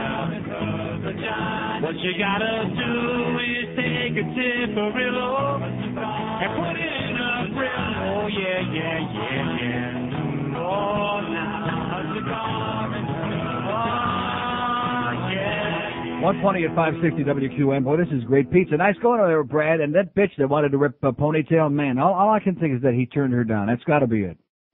How is it possible to have one area with so many loser women in it? You know what I'm saying? You follow my drift? Uh-huh. We do great in men year after year, month after month, book after book. We can't find a woman in this goddamn audience. You look at the ratings and it's like almost non-existent.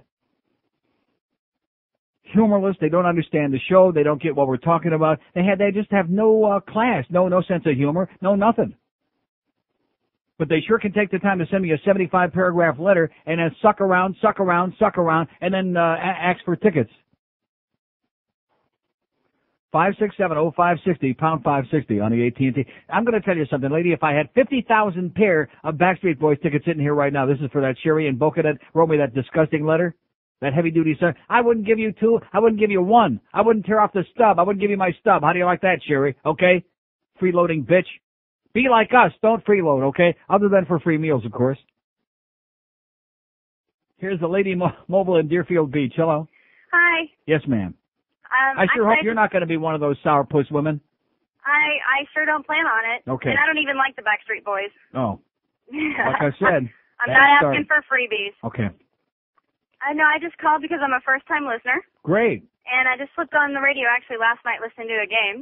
Well, that was I'm a bad going to start mistake. listening. I was impressed. Uh-huh. And I like your sense of humor, and I'm surprised that I don't hear more of this on the radio. Well, because there are a lot of deadheads on the radio. That's the problem. I've noticed. Is that why you're on AM? I beg your pardon? Is that why you're AM? Is that why I'm on AM? Yeah. What does that mean? Well, I don't know, because Is that like a little you weren't shot? on FM. I was on Well, FM. no, usually if I'm going to make a shot, it's going to be pretty low. Oh, okay. Yeah, I work with aviation mechanics. You have to have good aim to get mine. Oh, God. Well, I was just calling to make a comment. I want to ask why do you say they're all freeloading bitches? Is it really that bad? Do you always get calls like that? Yes. Mm-hmm. And I was listening to the lady on the radio, and you're right about her. I can't really defend her. I'd try. Calls her to knock one of my fine sponsors. It's my longest standing sponsor. It's a great place. Everybody loves it. They're terrific people. And she's got she's got a problem. Mm-hmm. What place was that? I didn't catch the name It of was the the place. world famous Pizza Loft in Davie. Pizza Loft. Pizza Loft in Right. Davie. Mhm. Okay, I'll remember that. Okay, sweetheart. Have a great day. Thanks. Bye.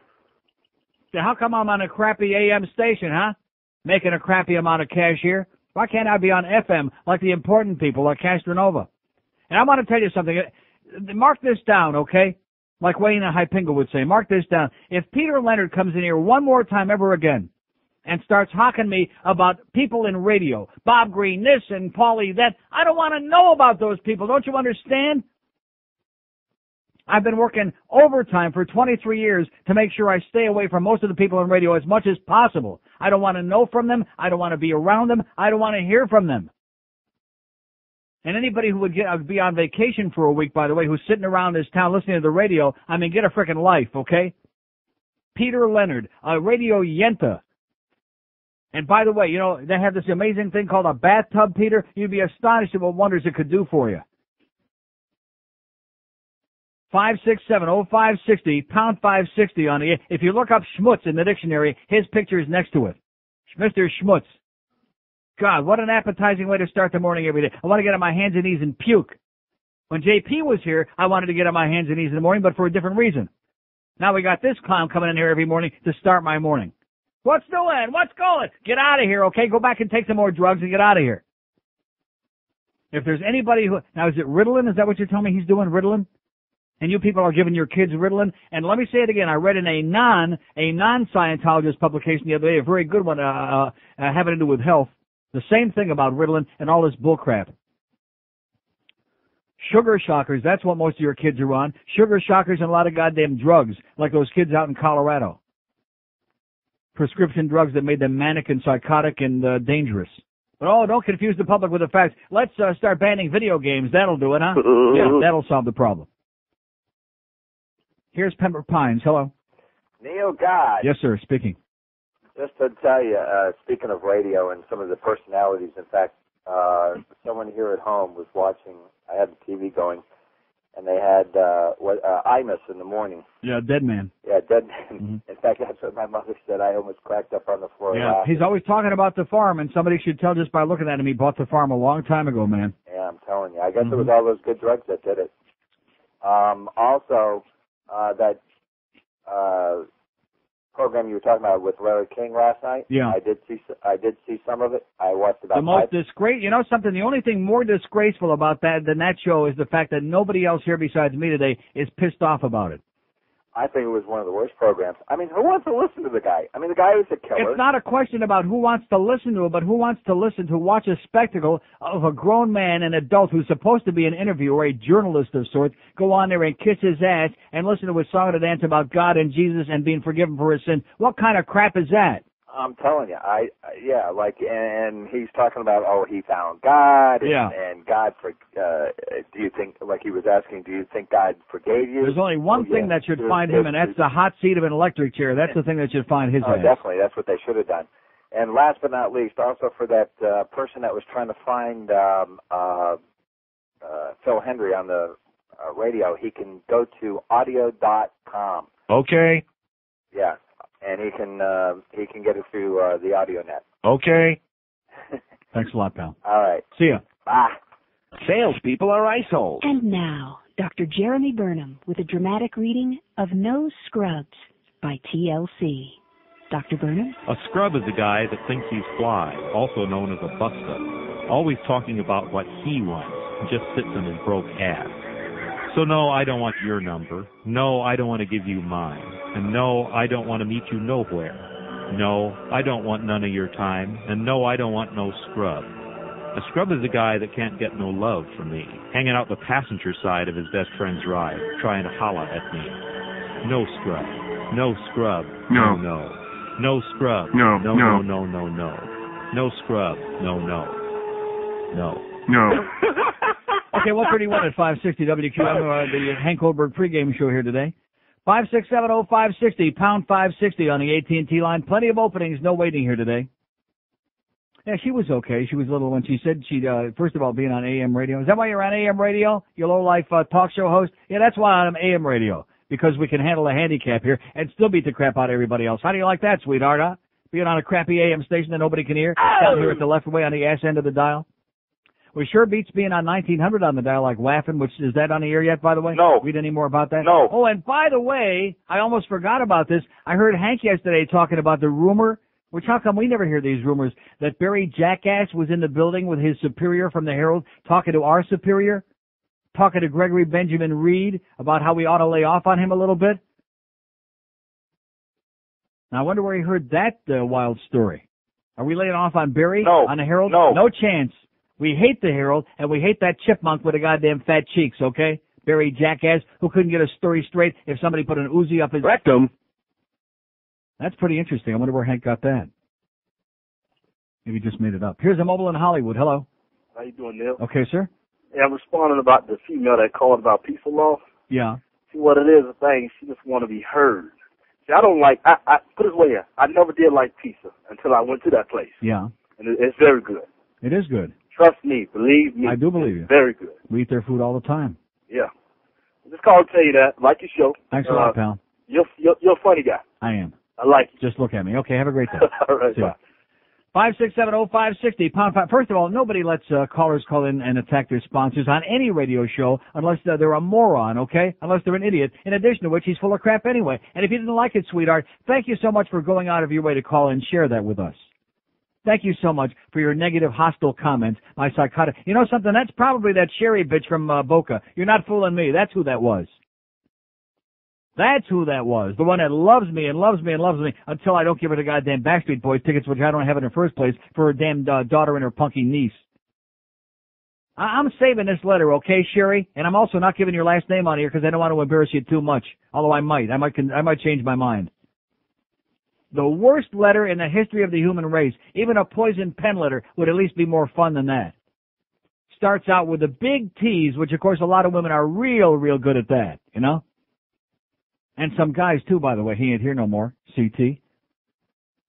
But there are a lot of people real good at that. They dangle out in front of your nose, oh yeah, you're great, I love you, your taste, Luis Miguel, the Backstreet Boys, 98 Degrees, yeah.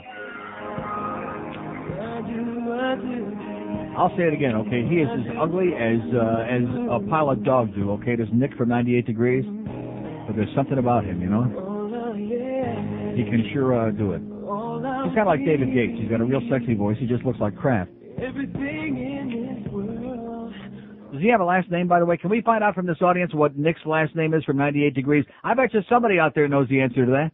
Since they don't bother putting it on a liner notes, I mean, wouldn't that be nice? The Backstreet Boys, at least we know all their full names, like Nick Carter and Howie Duro and all of that stuff. How come we don't know the names of the 98 Degrees? Even that albino. Does anybody want to know his name? No. We want to know when he's going away. Here's a lady in Miami. Hello. Hello. Yes, ma'am.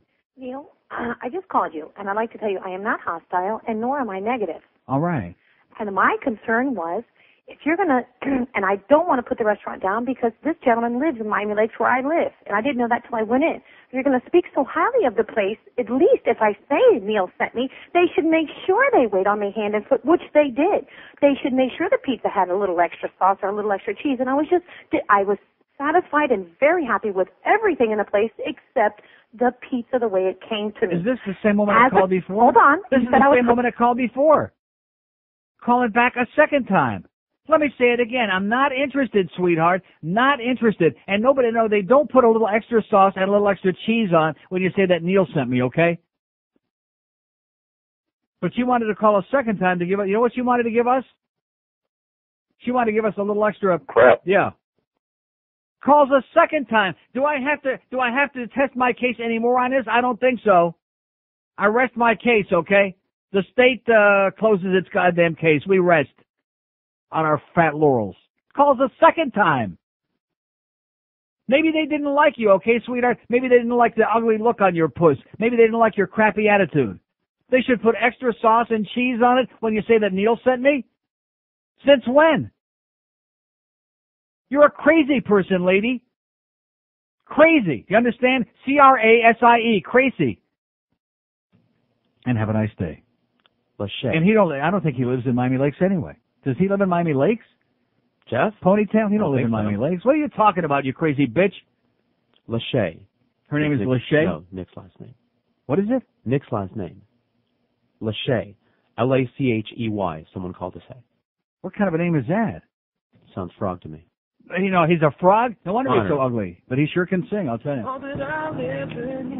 Man. It's almost enough to make you overlook that big honker of a nose he's got. And those zits. From the chin down, I'll tell you. In fact, who's more beautiful from the chin down, Nick Lachey or Christina Aguilera?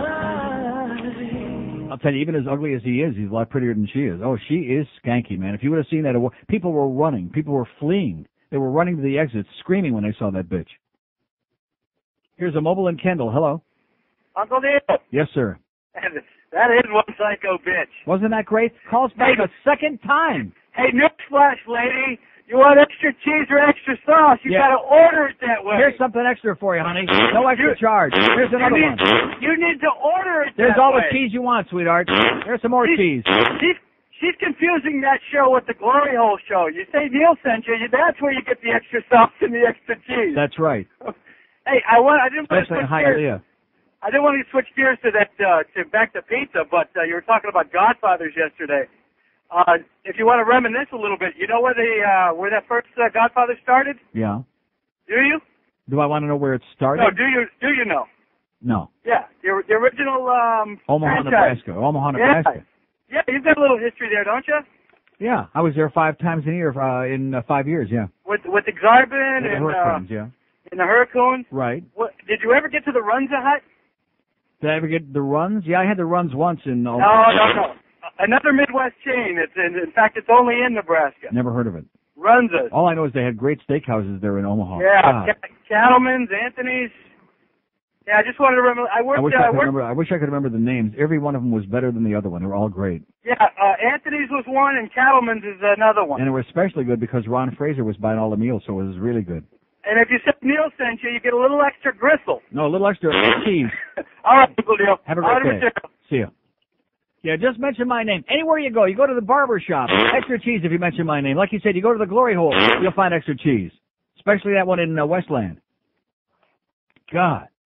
A certifiable crazy person. That's what you are, lady. A crazy person. And by the way, Jeff don't want your business, okay? Stay away from the loft. He's not going to give you no extra sauce, no extra Pappy Rooney, and certainly no extra... God.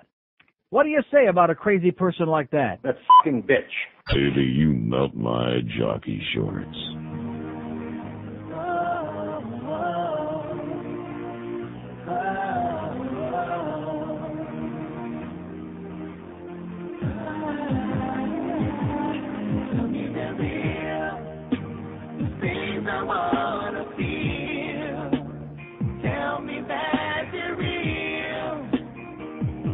Don't tell me you stop. You wonder why. Please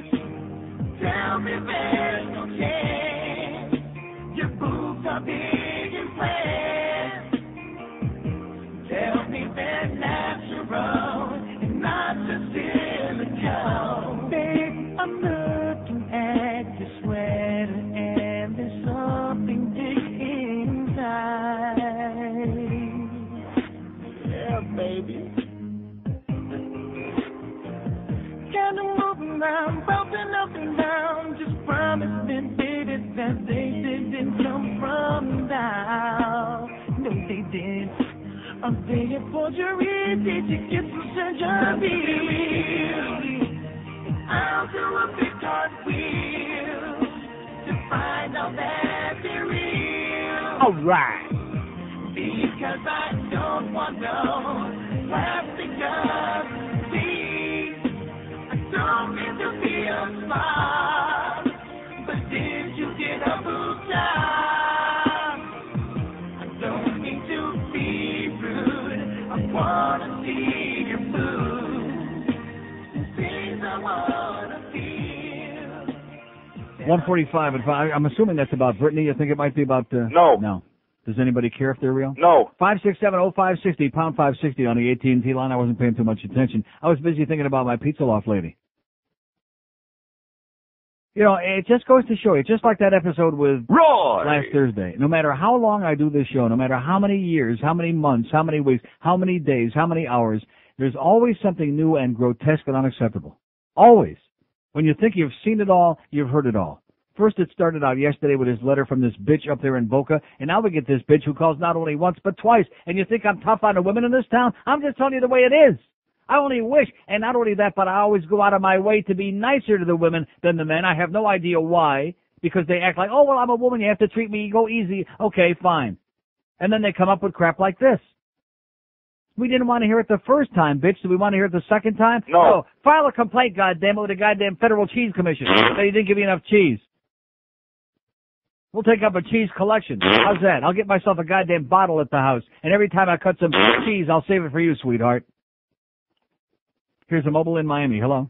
Hey, have you tried Ray Pizza? I beg your pardon? Hialeah? Oh, I don't go near Hialeah, sir. No, thank you. 5670560. We're not looking for any more pizza joints, by the way. The discussion on the pizza's closed, okay? We got to roll cheese. 5670560, pound 560 on the AT&T line.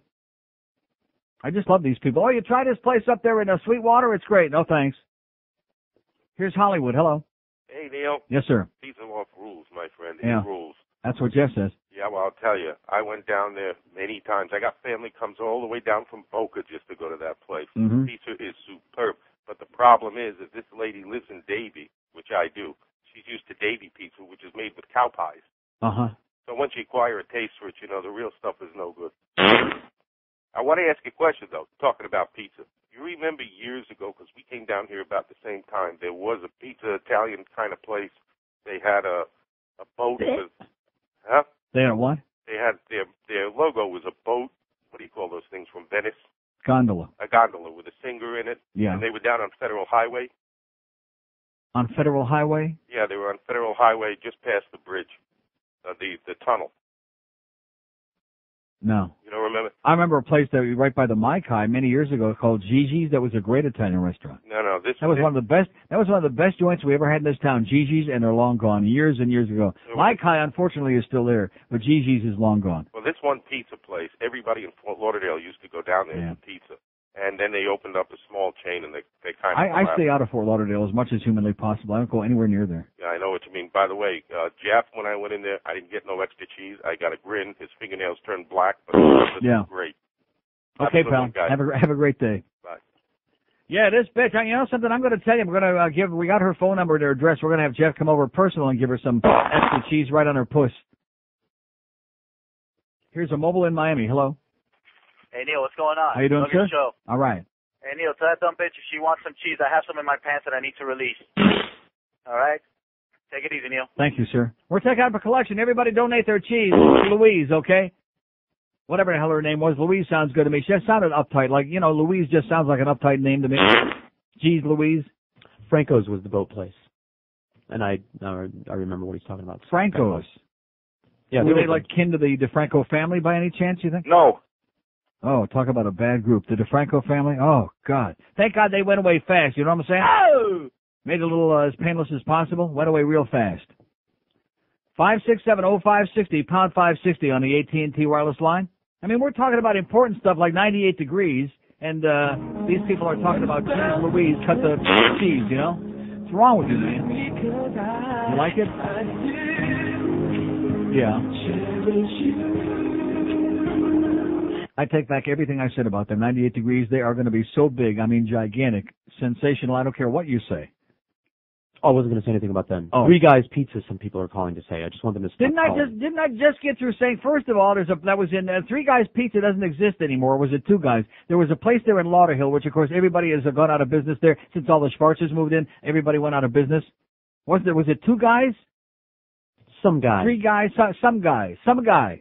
Yeah, they had real good focaccia. As soon as they said focaccia, they shut the doors because we knew they were make-believe. They were Guidos, not Italians. Yeah, there was a place there on 441 that was legendary, gigantic, ate there all the time, not far from Plantation General Hospital. Long gone, right? Yeah, long gone. We don't want to talk any more pizza, okay? I just had 82 slices without the crust, by the way, for that guy that's all worried about my health, about the Atkins and the Scatkins. I didn't eat any crust, not even a tiny little bit. I saved the crust for Louise. It's in my pants. 5670560, pound. Talk about one-dimensional, man. This audience, just unbelievable. We don't want to talk about no goddamn pizza, okay? Let's talk about something important like 98 degrees, 98.6, or the Spice Girls. Get them out of here. Send them back where they came from. Send them to see the Queen, Ricky Martin.